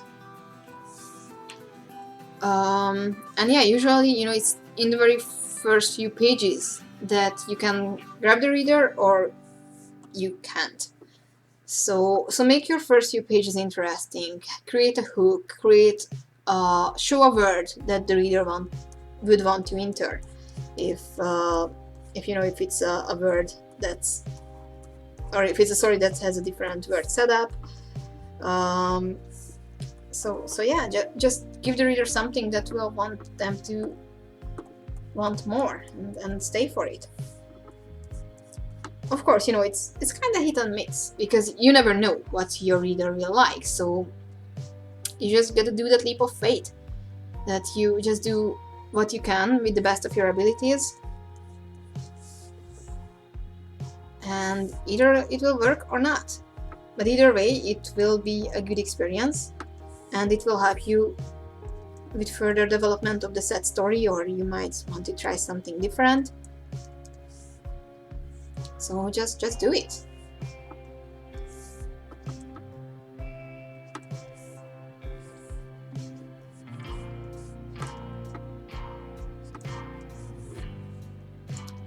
So I'm gonna create a different layer for her hair, I think.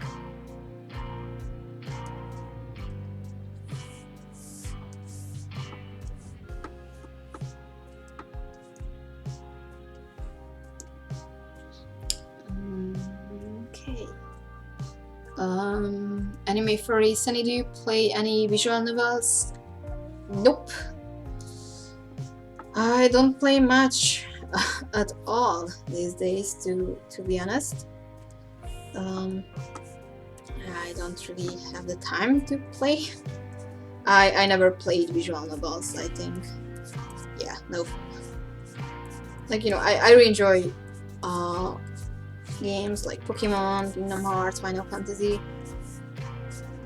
But recently I just don't have the time. Like, I got Pokemon Let's Go and I still haven't finished it. And that game came out last October, I think. So I guess that tells you.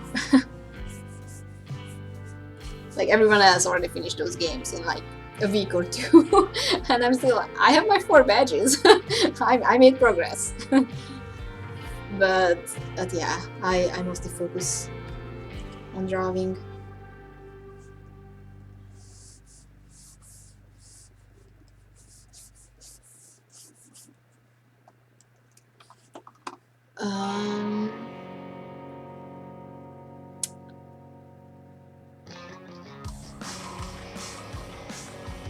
This for Chris who wants to go next and get feedbacks and tips for their story. Go ahead. Also, if you want to receive feedback on your artwork, don't forget that I have a submission open.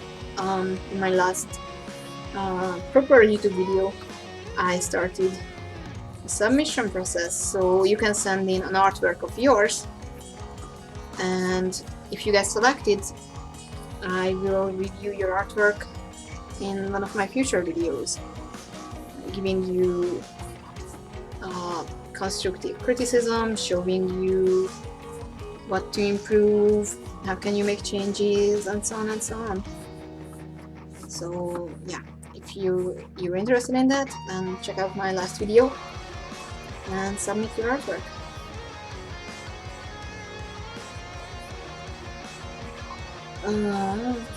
Done. I love anime and VG too. I don't think your end goal should be for it to be popular. You should enjoy creating it. Yep, and I think your main focus is supposed to be just telling a good story instead of a popular story. Because, if it's a good story, people will come to it no matter what. Uh, if you just try to create something popular, then that will show on your work. Because then you probably will end up using more cliches, um, more elements that are now popular or hype, but you can kind of feel when a creator is trying to put together a story by the numbers. So just focus on creating a good story. I mean, that's what I do, and it will just happen naturally. Like, Saigami is a slow starter, um, but I had a clear image in my mind what I'm trying to do, and yeah, it was a slow start. It's never got close to Apple Black in popularity and stuff like that when it comes to our series, but it really is starting to pick off. Like, several conventions, Saigami was sold out because people are getting into it. So now it's becoming more and more popular.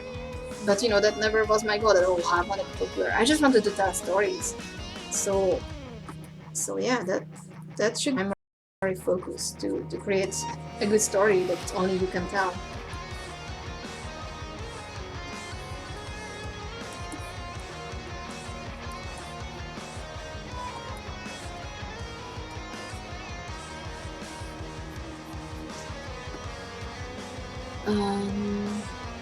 Which is nice. So many people stay, they are making a story and no one goes through and make it. Yeah, that's actually a very, very common thing. Like, some people just, oh yeah, sure, I can do comics, I wanna do comics, I have this big idea. But when it comes to execution, people just realize that it's hard work. It's not easy. It takes a lot of time and effort. And comics are something that are slow burning. So it's not like you will get immediate success. It's not like you can make a living out of it right off the bat, or heck, even years along the line. Like, I still can't make a living with just Saigami or comics alone. Like, of course, I'm lucky because I can focus on my art, but I need my husband to support me because I just can't make a living like that. Because no matter what, comics are comics. It's a very tricky business to make a living out of.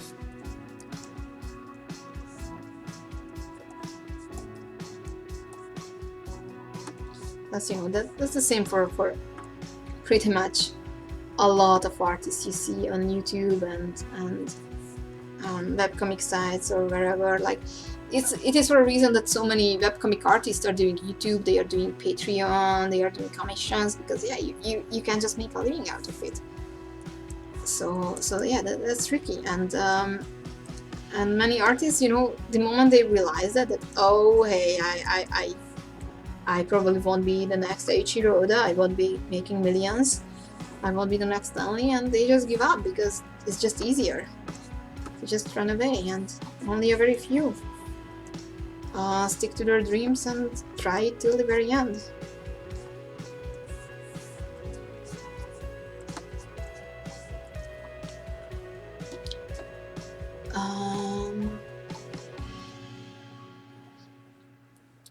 I love anime and VG. Yeah, you gotta get through that hurdle and make it.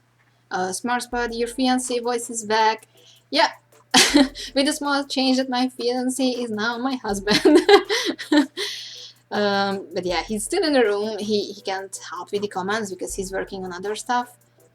But yeah, he's still with us. He's still part of the narwhale squad. Let's see, CVP art. I have been working on the story for a while and I have quite a lot of details written down already. Also, I have a decent amount of artwork for the series so far. Well then, keep it up. Epic cake, that actually looks really nice. Good job. Thank you.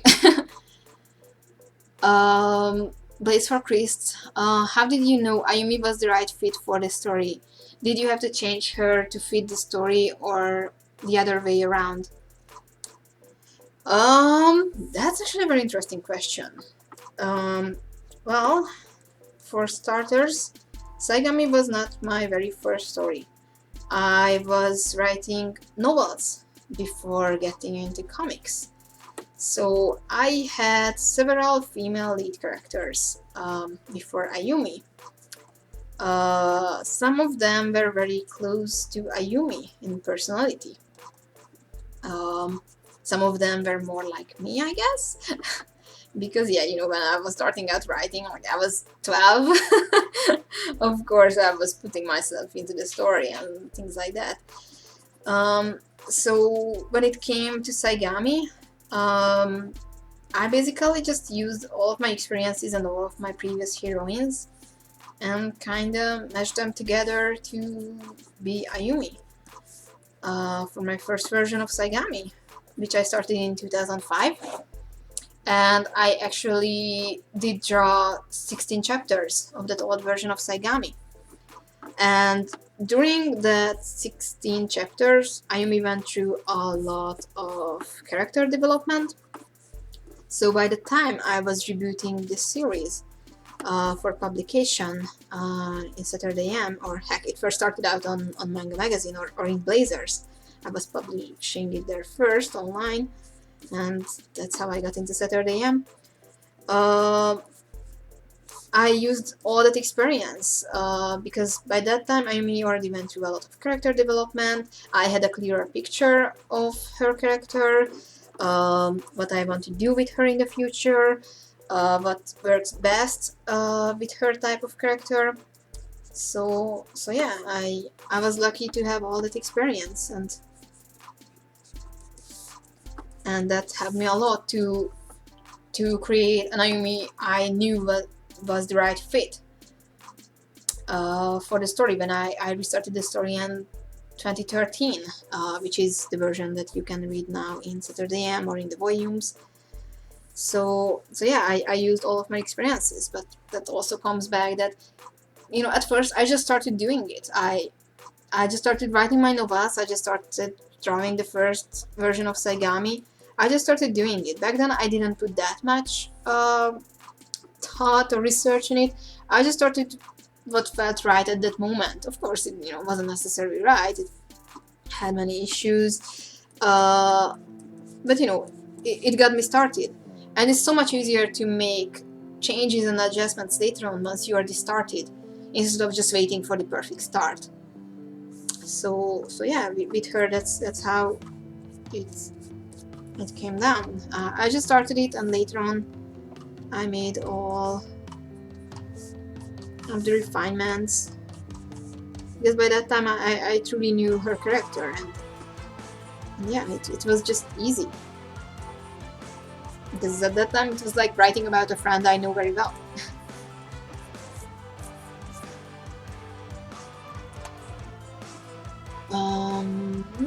Let's see, I love anime and VG. Yeah, I have a manga in progress too. It's helped to have a script of some kind. Yeah, a script is always very, very helpful, because it's the easiest to make adjustments in the script. So it can be a huge, huge help when you already know what you're doing, instead of just jumping into the storyboards or jumping into the pages right off the bat. Of course, sometimes it's okay if you have a very clear picture in your mind. God knows that sometimes I just jump into my storyboards right off the bat. But that usually happens when I have a very clear image. And when I don't, then I mess this up. Then I write a script. Sometimes I write a script over and over and over again.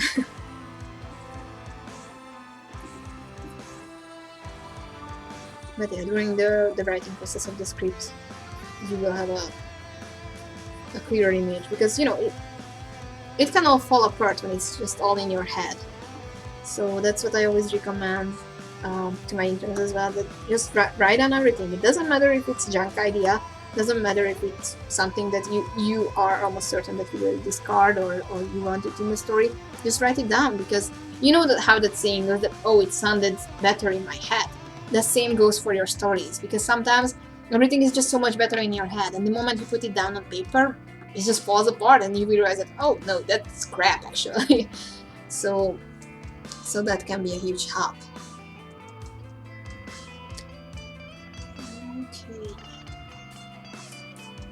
Okay. I'm not too happy with this artwork, to be honest. It turned it out kind of static and boring. So now I do apologize to all of Fire Emblem fans.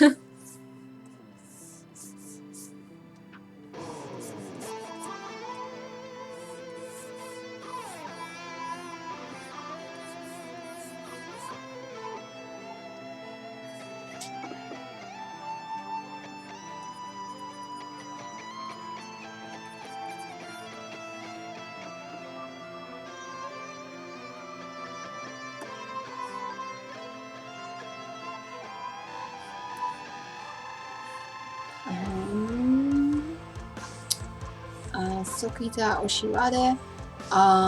Kita is here. What's good, y'all? What are we talking about? A lot of things, mostly creating manga. So welcome. Sanchez Knights, however, we use at each other to help Sunny keep the chat clean. Oh, that's very thoughtful. Yeah, thank you. That will help a lot. Thank you. Tayo Manga, hey, I'm gonna do another fan art for you soon. Thank you, I'm really looking forward to that. And if you have a Saigami fan art, just make sure to use the hashtag Saigami or hashtag Saigami project, so I will be able to find it. And I will do more fan art Friday shoutouts. I did it this Friday, and yeah. I will do it more in the future as well. So keep on coming. And yeah, if you are enjoying drawing fan arts and you're looking up for the challenge, Saturday will have many more Fan Art Friday challenges. We will announce some more news about that very, very soon. So look out for it, because it will be very, very exciting.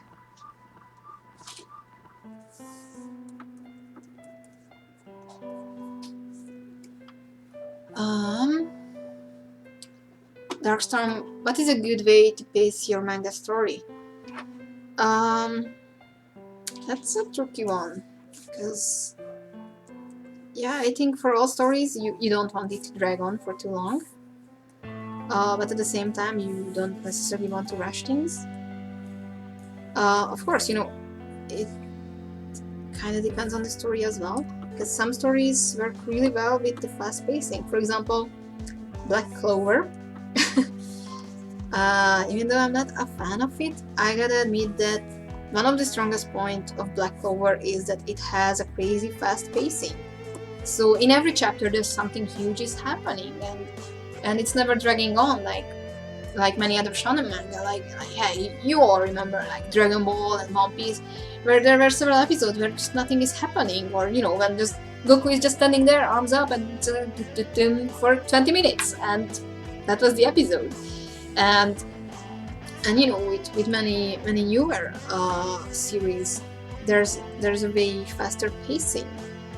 Of course, with some series it can vary, like with Hero Academia, some chapters or some scenes, some arcs are very fast-paced, and some other chapters are just feeling super slow or dragging, because it's mostly just set up. So yeah, it's a very tricky thing to get the hang of it and get the pacing right. I personally am more of a slower paced with my story. But with some scenes, some happenings, I go in for the faster pacing.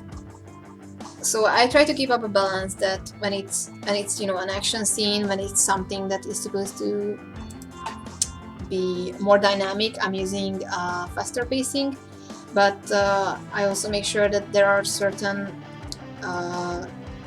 scenes or story arcs where I just need to keep the pacing down, because the main focus is not on the dynamics or um, or on the action, but it's all about character development or the emotions or the thoughts of the characters or how the recent events are reflecting them.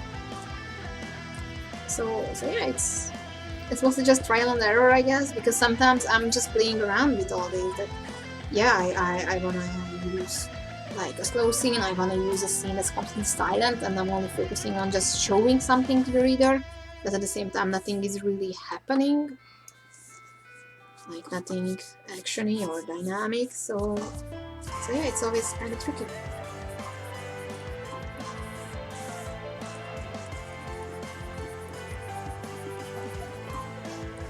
It's just, you know, you kind of have to feel it, get the hang of it. And of course, you know, I always recommend to study others, how the big masters are doing their pacing. Okay, well, I guess, oops.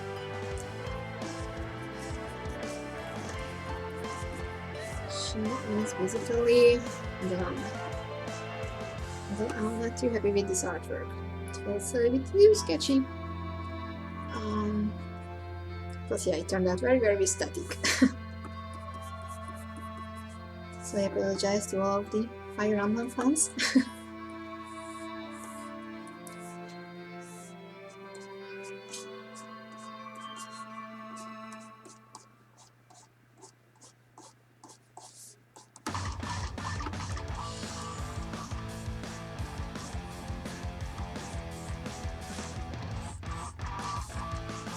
Alrighty, I'm gonna catch up a little bit with the comments.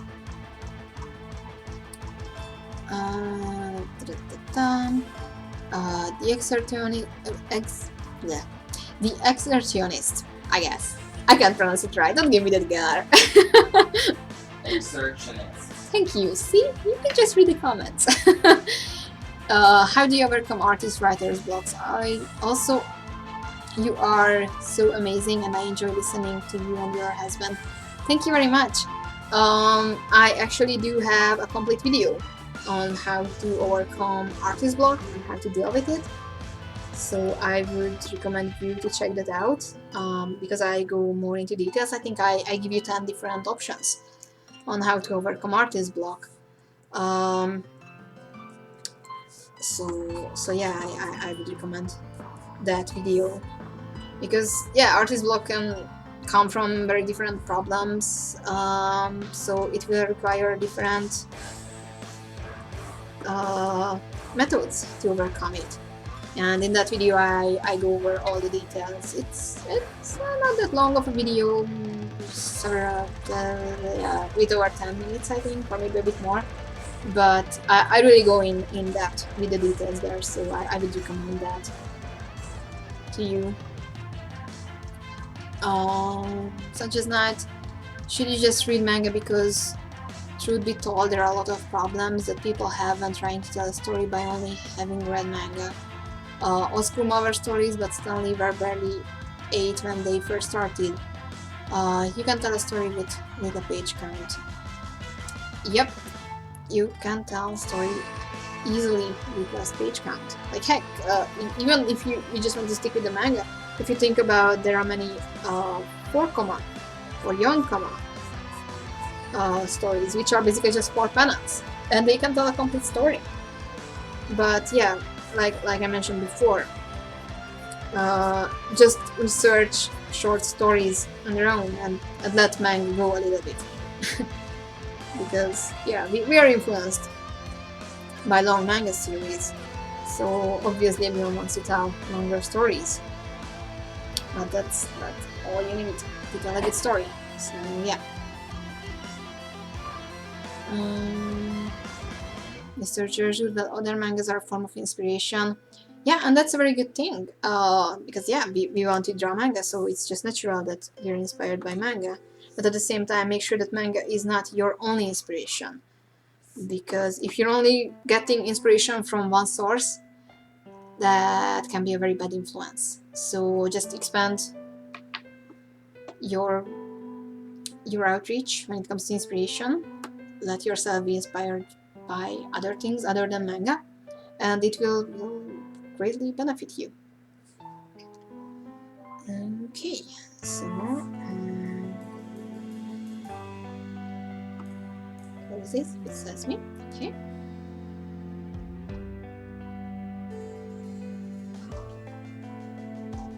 I'm gonna make a quick save here. Yeah, people talking. Yeah, that really helps. Thank you, guys.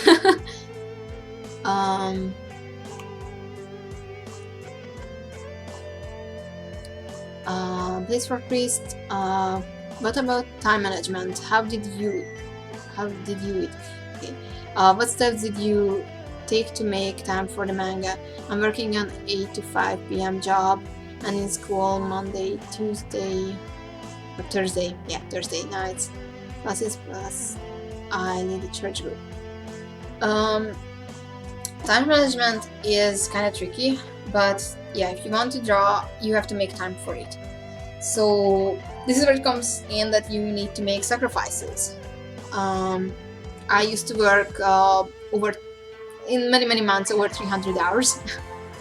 I was working a 24-hour hotel job, so I can absolutely relate to that. Plus, next to that I was cosplaying, and I wanted to spend more time with my friends and things like that. But after a while, I had to realize that if I really want to focus on art, then I need to make sacrifices. So I told my friends many times that sorry, this time I just can't go out to watch a movie or just go out to hang out. And of course I have great friends, so they understood. So many times they were just coming to my place that you just keep drawing but we can still talk. And my best friend, many times she just came to my place to help me with my pages, like she was doing screen tonings or she was just doing scanning and erasing, like some stuff that can be done by anyone, but it helped me tremendously. I also was cutting a lot of sleep. So there was that. Okay, so the next request was trying to remember the names, Miss Sora and Sakurai from Craftsman Age. Today, this is also one other manga that I really want to read. I read the first 2 chapters, I think. And it's a sports manga with a female lead, so I really want to finish this manga. So yeah. For these two, I'm going to create a new illustration though, because I want a landscape. Ooh, why is it there? Go there. Okay, perfect. So how do it's basically the same. Yeah. Oh well. As well. Alrighty. So yeah, recently I've been also studying a bunch of time management.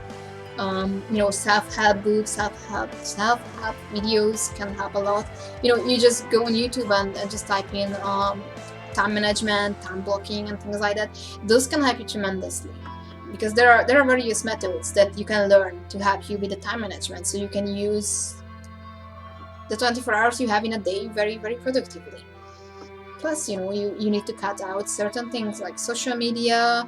You might want to consider that maybe I won't have the time to read this chapter, maybe I won't have time to watch the next episode of my series, and things like that. So a lot of sacrifices, a lot of discipline, and yeah, just learn the time management. So that's something. Some people can get the hang of self-motivation and self-discipline easily, but for some you need professional help. So go on YouTube, go on Google, get in a library, and look for books, look for videos. That's what I did, because I sucked at time management for a lot of time, so I ended up skipping sleep for days. But that's not how you can keep on living, so I decided to learn time management. and yeah, it is helping me a lot, so I would recommend that. Okay, so I'm in my pencil tool. Okay, so this will be just very easy. I probably will only do more of a headshots of these two. Once again, this was requested by my supporters on Patreon, because that's one of the perks that whenever I'm doing character or fan art request, my patrons have the dibs, so they can suggest what characters I will be drawing.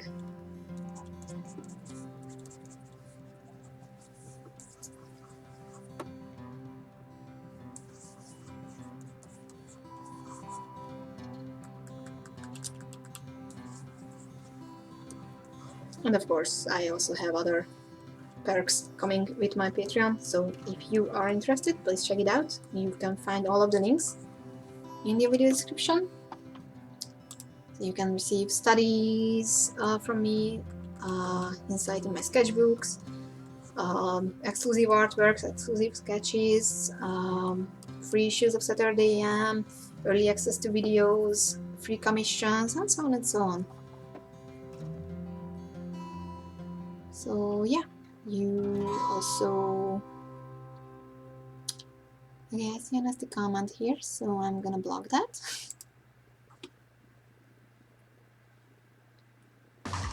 And I will try to find my way back to the comments.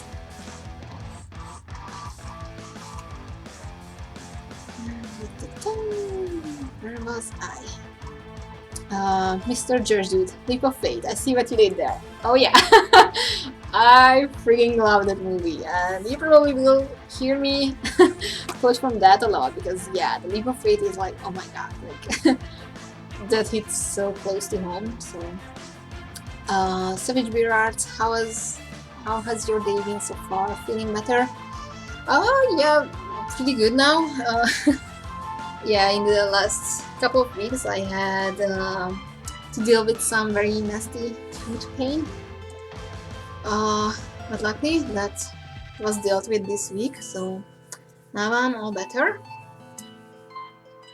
Pretty much $1,000 shorter as well. So yeah, now I have other pains. But you know, at least I'm feeling better, so thank you. Fernando Roque, is a rule to learn realistic anatomy for us to draw better? Well, that's not really a rule, but the only way to learn realistic anatomy or anatomy in general is to study. So do figure drawings, do anatomy studies. That is literally the only way you can learn it. I know that's not what you want to hear, because it would be nice if there was a shortcut. But hey, this is the surefire way to learn anatomy very fast, very quickly, very easily. But sadly, that's a thing you can only learn if you practice, and do study. So yeah, that's the only way. I'm sorry.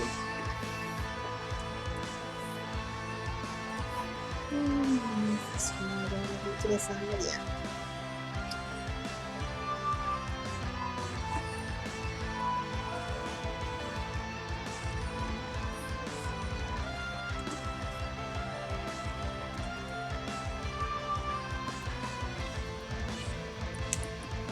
Okay.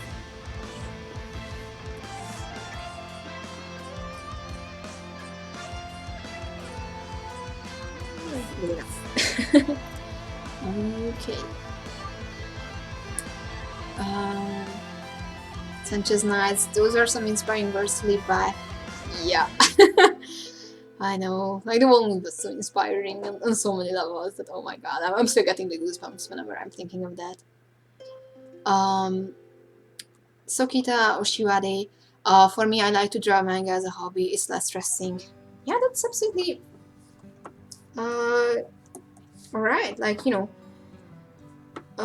if manga is something you enjoy, but it's just a hobby, that's absolutely perfectly fine. Like, there are so many artists who just doing webcomics or comics, manga, you name it, as a hobby.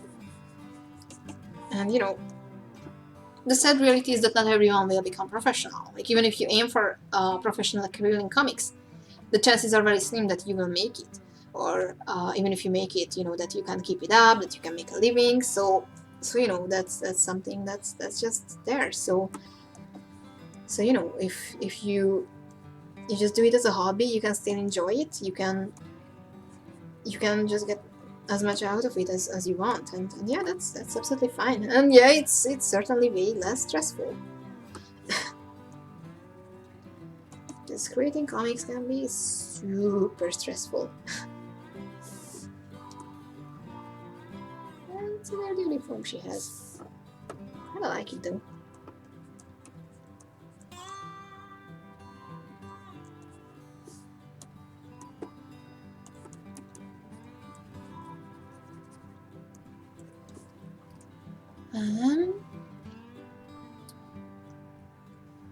Many comics in France, you get 1,300 to 1,600 euros plus royalties.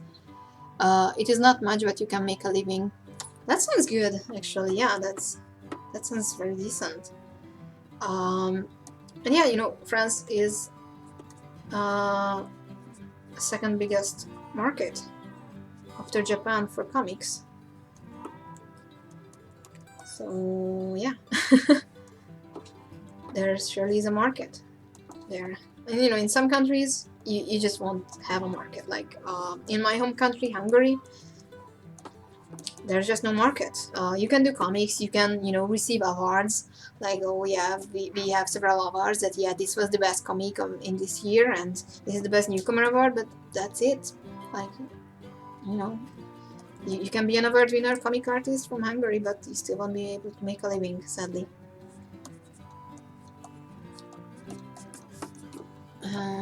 So yeah, Smart Spuds, congratulations on getting married. Thank you very much.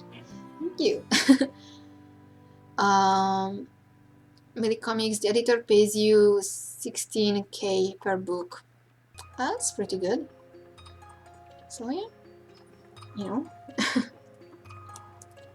in some countries, it's easier to make a living with comics. Of course, you know, if there's a market, then yeah, there's an easier way.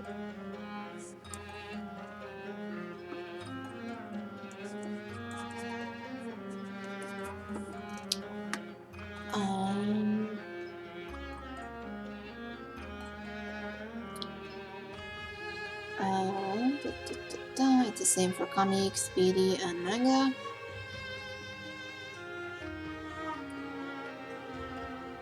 Okay, so Bandel's Destiny is probably the traditional French comic, I guess.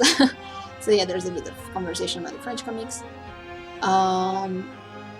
Because yeah, BD is the mainstream in France. Midi comics, yes, but the manga industry pays 1,300 to 1,600. It depends of your editor, though.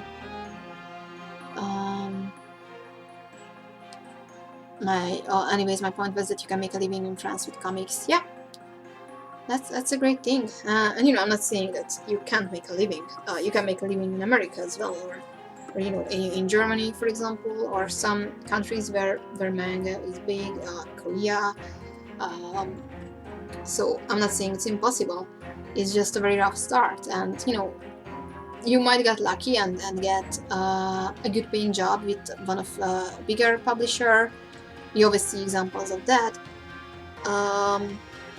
But yeah, it's sometimes it's just not that easy. Like, there are many artists who just need to do many other things next to comics before they can truly make a living purely out of comics.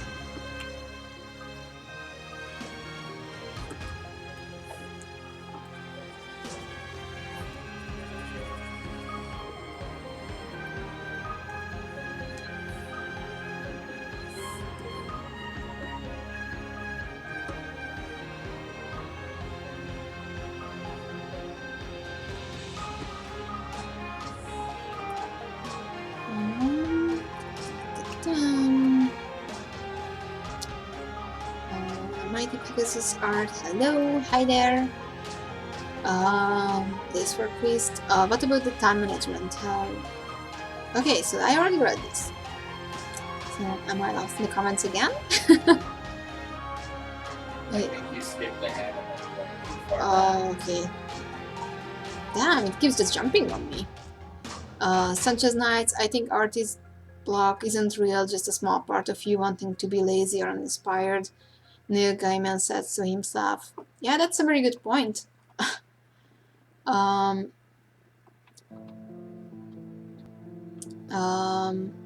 Yeah, now it's jumping all over the places. And yeah, you know, it's usually just depends on, you know, you just feel to have an artist block, or yeah, you just don't want to, or yeah, it's all in your head. You know, sometimes it might be just your circumstances in life affecting you. So yeah, because you know, sometimes it's just that's, you know, life hits you hard and you just can't do it. Or at least it was like that for me. You know, when I lost my father, I just couldn't do it because my mind, my heart just wasn't at it. So I just couldn't draw for several months. But you know, I got back into it stronger than ever. So there's that too. So Kita, I'm curious, have you ever decided you will voice your characters? If you did, can you name one? Yeah, I've been playing with that a lot actually. I know who would I pick from Hungarian voice actors, but that doesn't say much to you guys, so yeah. I was also thinking of Japanese voice actors a lot because obviously I'm inspired by anime and manga, so yeah, Japanese voice actors. And now I wish I would remember names.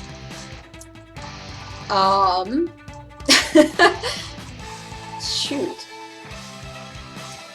For Ayumi, her name is, I think if I remember right, the voice actress I was imagining was Kana Hanazawa, I think.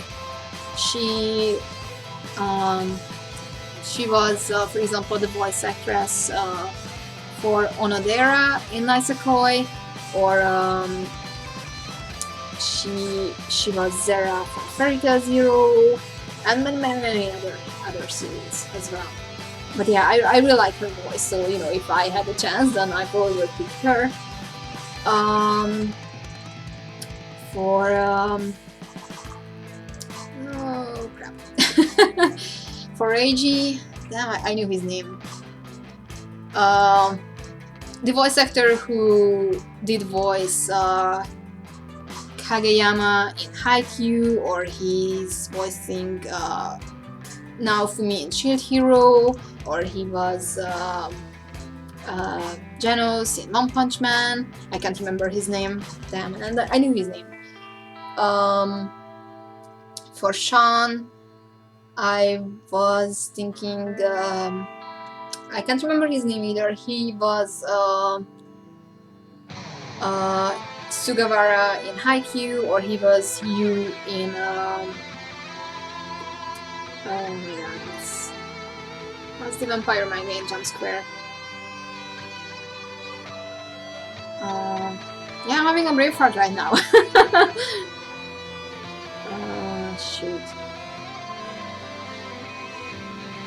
Yeah, I'm having a complete brave heart right now. Like, I can't even remember the title. What's the vampire manga in Jump Square? Seraph of the End. Thank you. Yeah. so you from Seraph of the End. And yeah, you know, a few other voices came to mind. But like I said, I can't remember any of the names right now. So yeah, I've been playing around with that. I never really thought about English voice actors because admittedly I'm not too familiar with them. I only started recently watching some anime with English dub, so I'm not too sure about that at the moment. But yeah, maybe I will make up my mind in the future.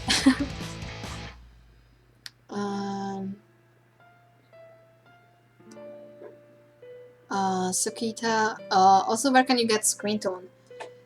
Well, you can buy screen tones online. You know, your usual places: Amazon, eBay. I know the Deleter has screen tone sales for sure. Or you can just do them digitally. Most artists just do them digitally because it's just so much cheaper.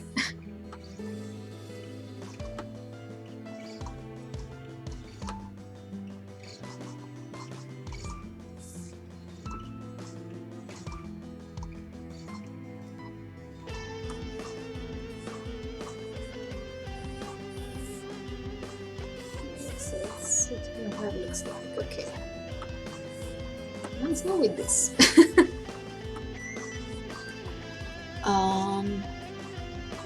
Sanchez Knights are any American comics that you have read? Scott Pilgrim. That's pretty much all I can think about, actually. I don't think I read it. Or I read a few Star Wars comics that were released in Hungary. I read a few Spider-Man comics, but you know, it was like it was a random encounter with those. But yeah, I never really was following American comics, to be honest. I was always more into manga. So yeah, those are the only ones I can think of. The Scott Pilgrim books I do own those, so yeah, that was fun.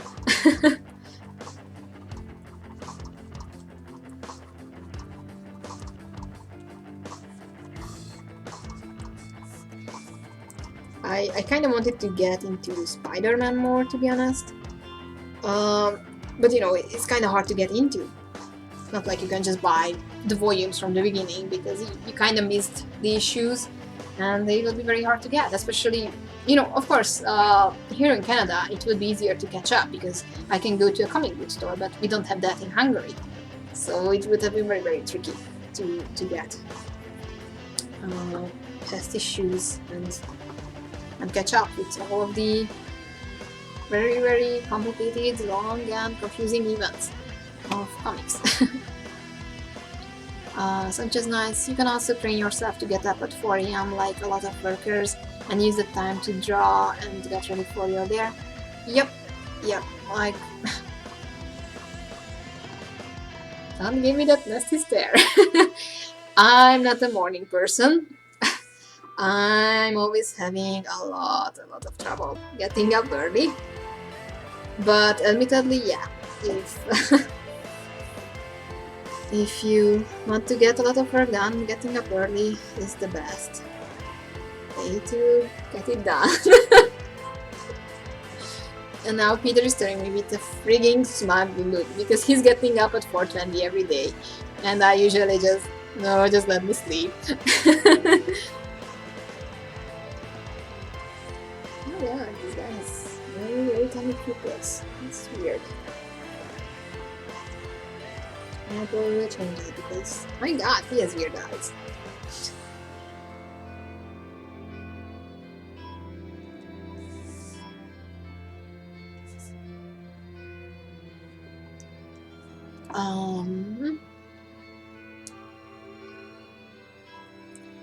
Lace for Christ,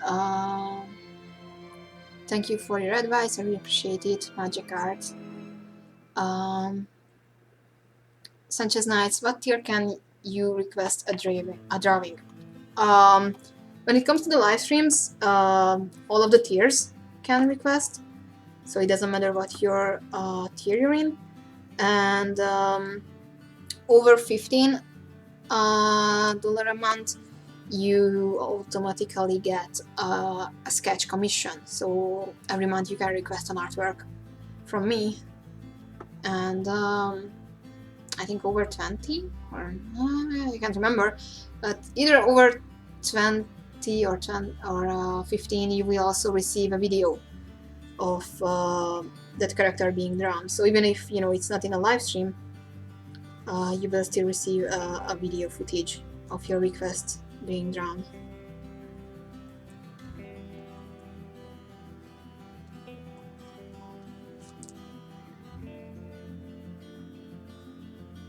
But yeah, if you go to my Patreon site, then you can read all of the rewards for all of the tiers.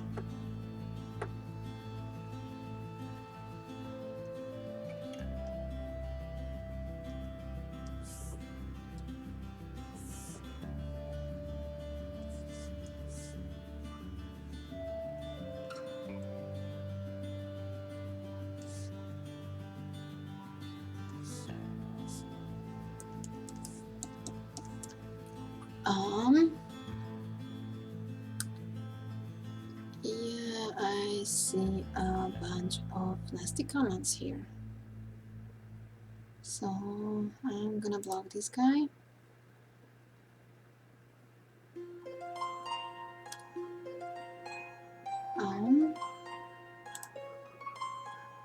Just a sec, I need to.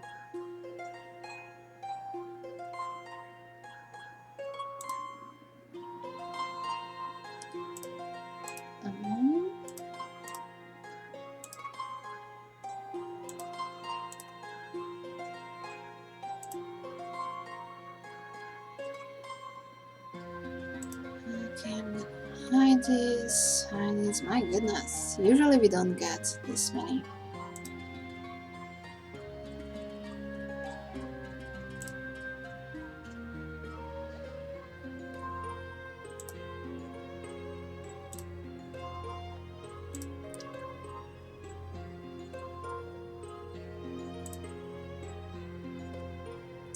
My god, I'm just keeping reporting.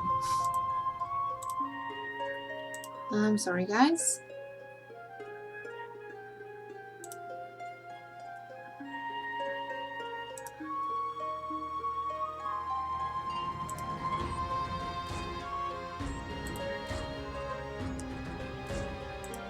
Oh my goodness.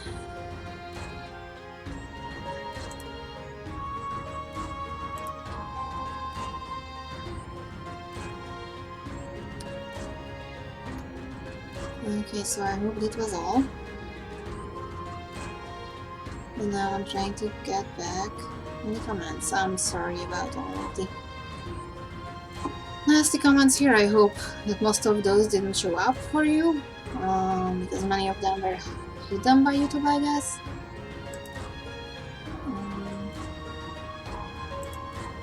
So yeah, now I think I hate all of them.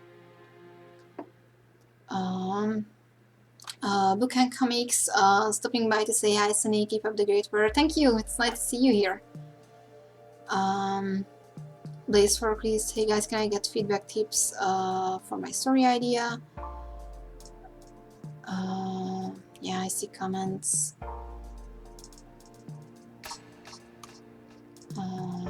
Reacting to the nasty comments.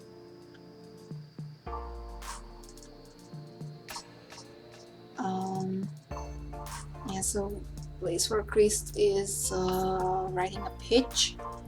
Attack on Titan meets Senseiya. Or Kingdom Hearts meets Senseiya. Yeah, I'm not sure about that. Like, I at the moment I don't see those two working together, but you know, it all comes down to execution.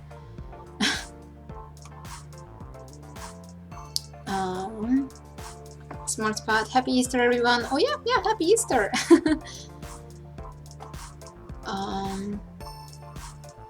Yeah, Sanchez Nice, don't forget to edit people you're talking to help declutter the chat. Thank you. Ruru, how many more pages can premium subscribers do for Summer of Manga? Premium subscribers can submit up to 30 pages for Summer of Manga. You know, basic subscribers get to submit, or non-subscribers get to submit 10 pages, and if you're premium, then you can submit 30. Or you might even submit more depending on your pitch, but yeah, those are the limits.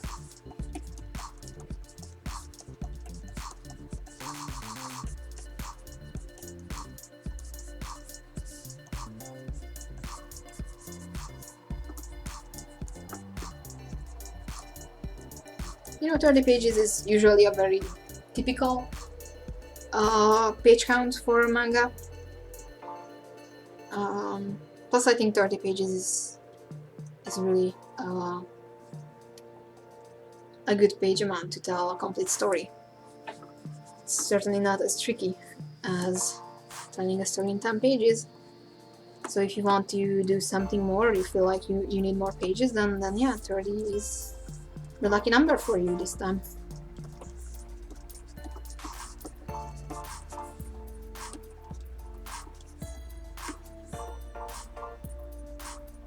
Okay, so this is my basic draft, and I'm gonna create a new layer.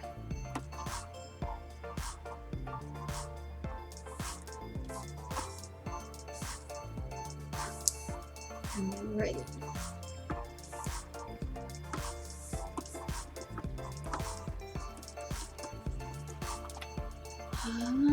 Let's see. Abraham. Hey Saigami, will the Saturday AM podcast be happening anytime soon?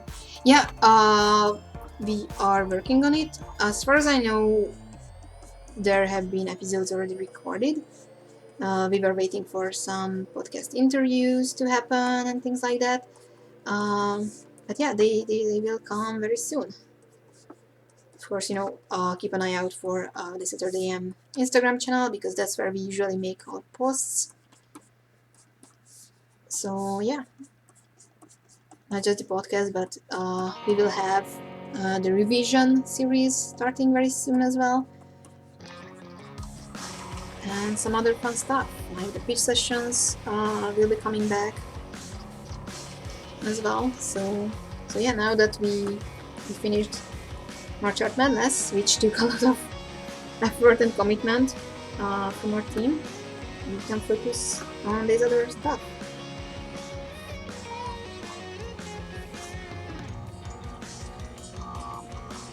So keep an eye out for it.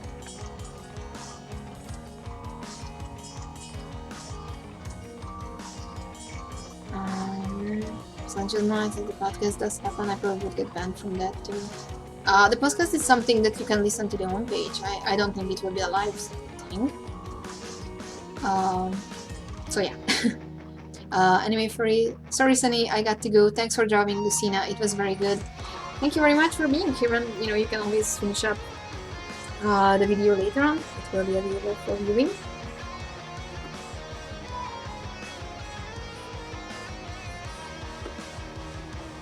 Yeah, I had fun drawing Lucina, even though I was not completely happy with the artwork. But she's a pretty badass character.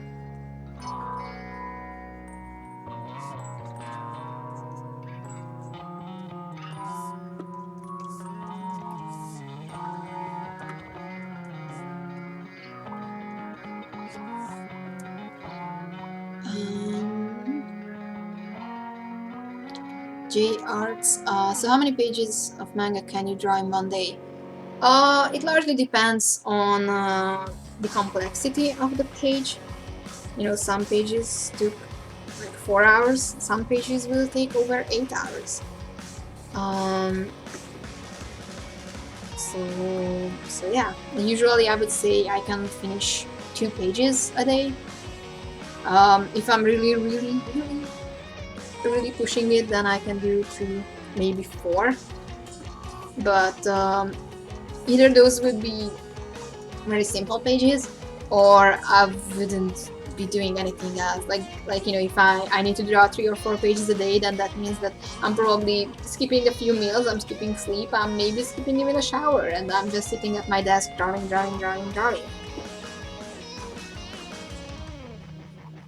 So yeah, but it's doable. So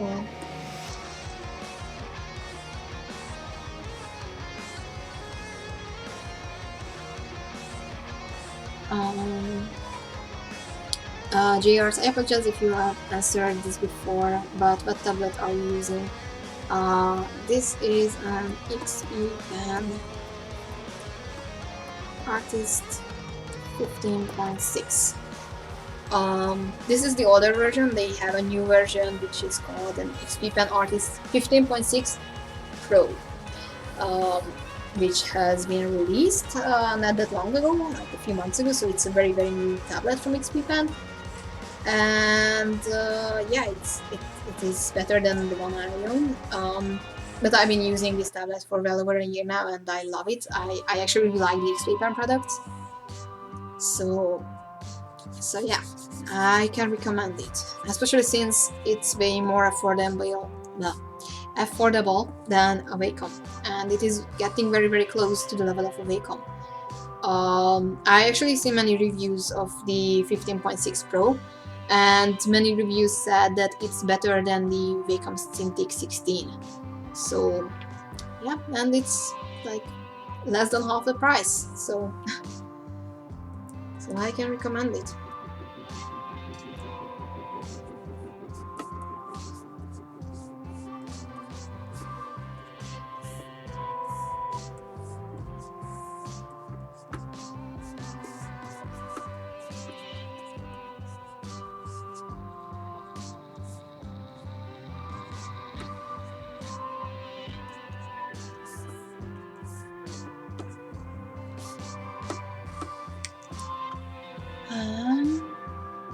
Let's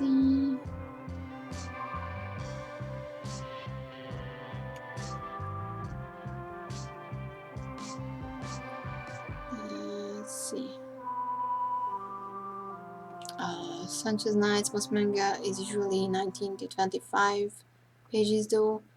30 plus are usually the monthly comics.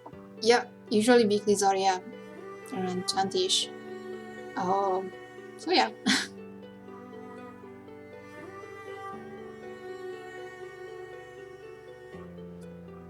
And now I'm lost in the comments again.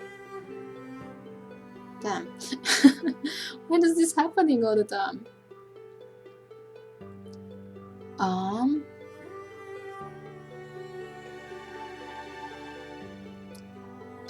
Smart Spot, please don't put out hate because it's not right, and if you don't have anything nice to say, don't say it at all. Yeah, I can only agree.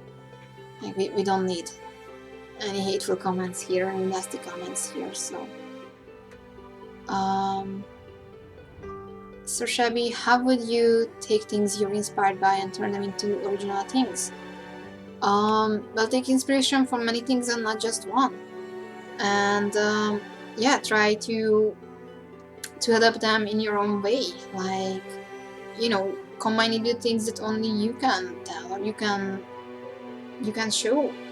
Combine it with your original views, your original experiences, how you think about things, what would you do in a situation, or how people you know would react to certain situations. So always try to infuse your inspiration with your own personal experiences, because that way you can truly create something that can only be told or drawn by you. Ayo Safo, hello. Some driving by the way, Andrea. Thank you. It's nice to see you here.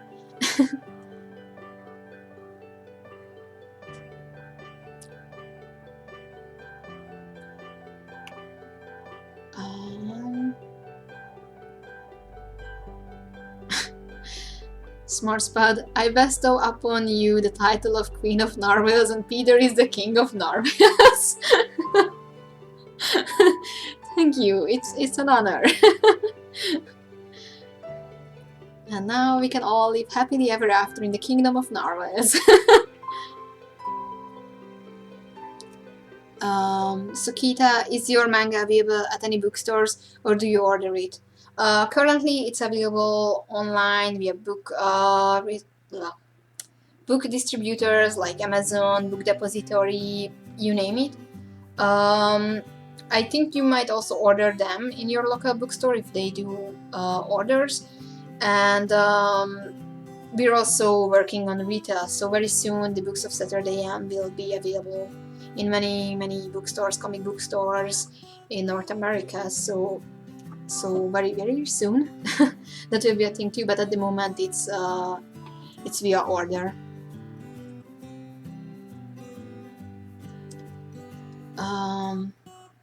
Ru, what do you guys do in a pitch session that you mentioned? Pitch session is basically Creators can submit their pitches, their ideas. So, the pitch, the something meets something is my story. They can also submit a short story synopsis, and we review it. That based on a pitch, we think it's a good idea. How could it work best? If it's not a good idea, maybe you could try different elements. So basically, it's a sort of story review based on your pitch and story synopsis. The pitch sessions have been very, very popular. Many people have submitted their pitches because the easiest way to tell if your story or idea in general is good if to submit a pitch. And if you receive negative feedback that just won't work, then you know that you need to look for something else with your story, or you can try something else. So yeah, the pitch sessions are always fun interactions with creators, and we are providing advice, feedback, and so on and so on. You can watch many of our past pitch sessions on Saturday AM's YouTube channel.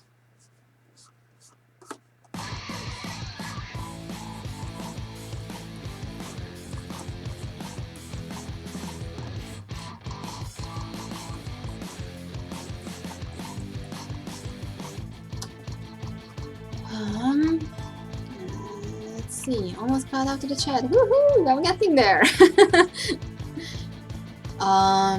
Ruru, excuse me. Would you say becoming a mangaka means sacrificing part of your social life and also other essential needs? Absolutely. Yeah, it's just simply a yes. Because drawing manga, especially when you work with deadlines, is a lot of work, a lot of commitment, and yeah, there were many times in my life when I was just like, yeah, no, sorry, I can't meet my friends, I can't really do my hobbies. I quit cosplaying entirely because of manga. There were many times when I was keeping family get-togethers because I had a deadline, and I was like, sorry, I have deadlines to work on. So yeah, it takes a lot of commitment if you want to do it seriously. Naturally, if you are a fast artist and you can manage your time well, then you can make it work. So I'm not saying that, oh, now that you become a manga artist, you won't be doing anything else, just drawing for the rest of your life. That's not the case. But time management will certainly be tricky.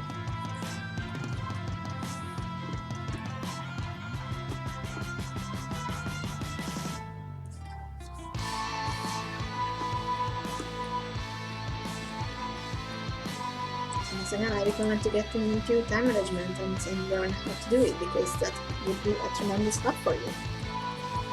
Because otherwise, there will be times when you might need to make a choice that, oh shoot, so either I'm gonna skip sleeping if I want to go out with my friends, or want to spend time with my family or my spouse, or you name it, or I just stay at home and keep drawing. It's never easy.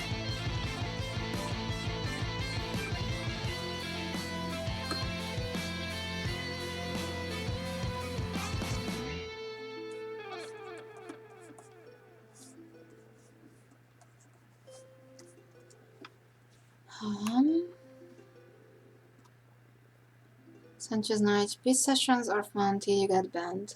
I'm not sure about the story behind that, but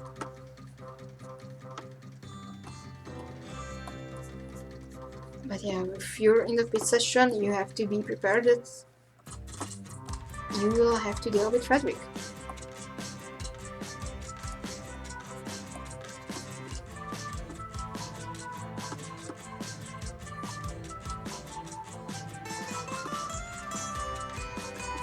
Of course, many times pit sessions are very hard criticism.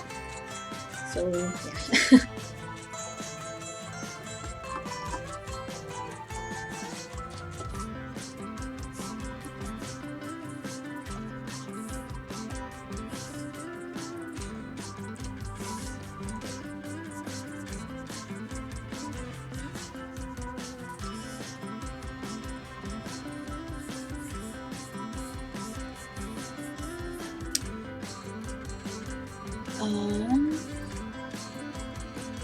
Smart spot. I'm sorry, but I have to leave. But I have enjoyed the whole live stream, and I hope you have an amazing rest of your day. And hope narwhals are in yours and Peter's dreams. Farewell. Well, may the narwhals be with you too. And thank you for being here and crowning us to be the king and queen of the Narwhal Kingdom. Sanchez Knight, your life doesn't have to only be drawing a YouTube channel. Comic artist Pro Secrets does have his live stream to talk with his fans. I recommend his channels. Oh, thank you. I will check it out. I never heard about him, so yeah. There are a few YouTubers that I follow, but normally I don't spend too much time on YouTube because it's a trap.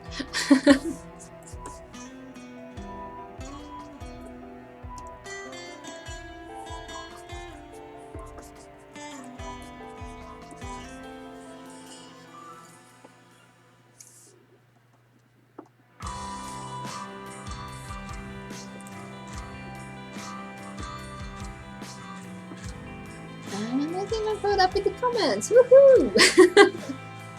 Finally.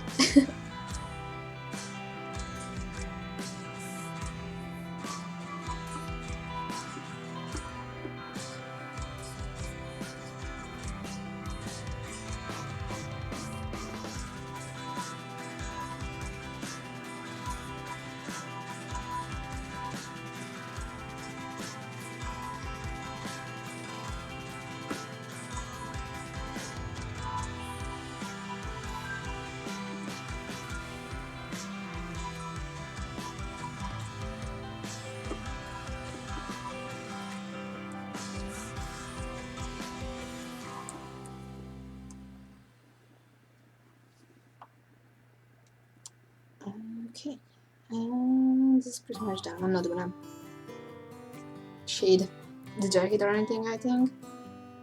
This is fine. I'm still not happy with her hair though here. I just messed this part up so much.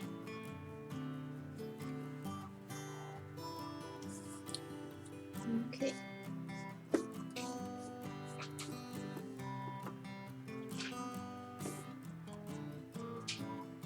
Yeah, good enough.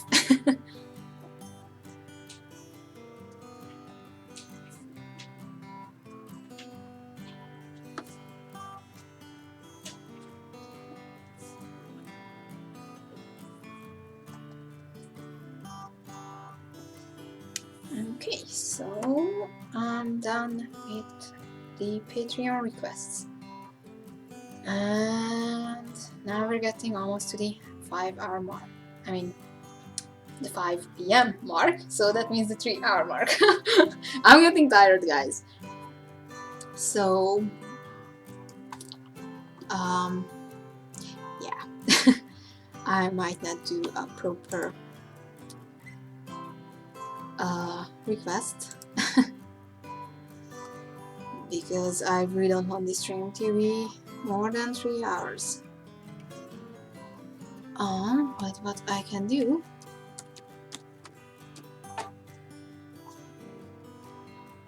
oh my god, my laptop is lagging so much. Just give me a sec.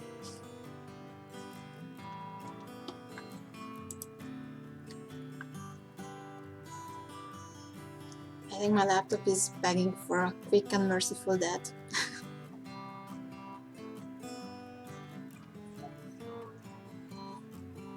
Okay, so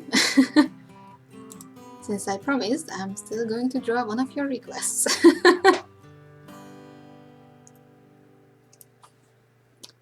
If my laptop works together with me. Because right now it's so frozen.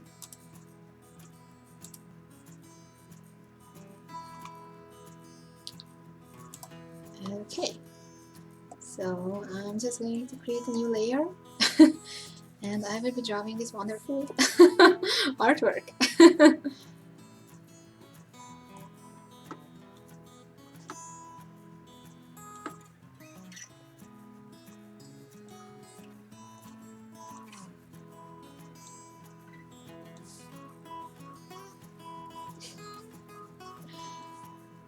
Oh my god.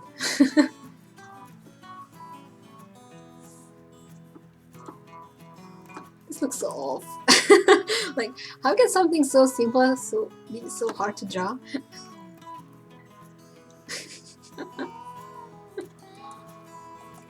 It's my wonderful version of Gudetama.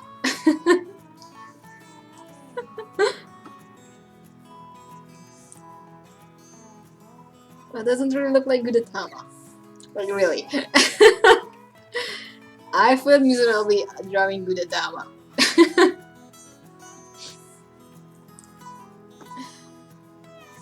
His mouth is too big, right? I never drew Gudetama before, and maybe it was for the best. Maybe I should just move his face.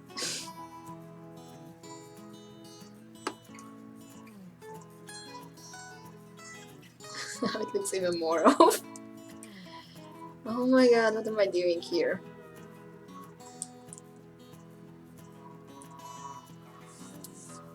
Very, very beautiful. Maybe it's the shape of the eyes. Sorry.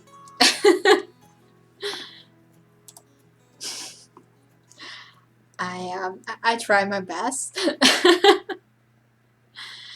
But yeah, I at least managed to do 3 Patreon requests and 1 viewer's request. I kind of feel like I cheated with this one though, but it's good at having my style. It's not perfect, but so yeah, this will be probably one of my longest live streams because yeah, I usually try to keep them under 3 hours. So yeah, once again, the creator of the manga series Saigami. You can get the first 2 volumes. They are available on Amazon, Book Depository, online book distributors, and you name it. So you can get these. You can read the first 3 chapters online for free at SaturdayM homepage. You can find all of the links you might need for free chapters, my other social media in the video description. I also do have a Patreon, so if you surely want to get your artwork withdrawn in one of these live streams and get other perks like personal coachings, behind-the-scenes content, exclusive studies, sketches, feedback, exclusive Discord, you name it, then please check out my Patreon. I also do commissions on my Gumroad. They are available on a limited reduced price offer, so you can get those. And yeah, don't forget that we also do have Summer of Manga running with SaturdayM. We just started the application, so you can apply and get your chance to be published in SaturdayM. You can find all the info at SaturdayM homepage, or you can find all of the links in my social media channels. And yeah, thank you very much for joining me for this stream. I hope you had fun, and I will be back with another live stream very soon. Probably I will be doing something else. Probably will be working on some more pages or doing some coloring, because I always try to spice things up a little bit, that I don't like to do the very same thing in 2 streams in a row. So yeah, thank you very much for joining me today, and I see you in my next live stream. So take care guys, and check out all the links, and have a very, very happy Easter.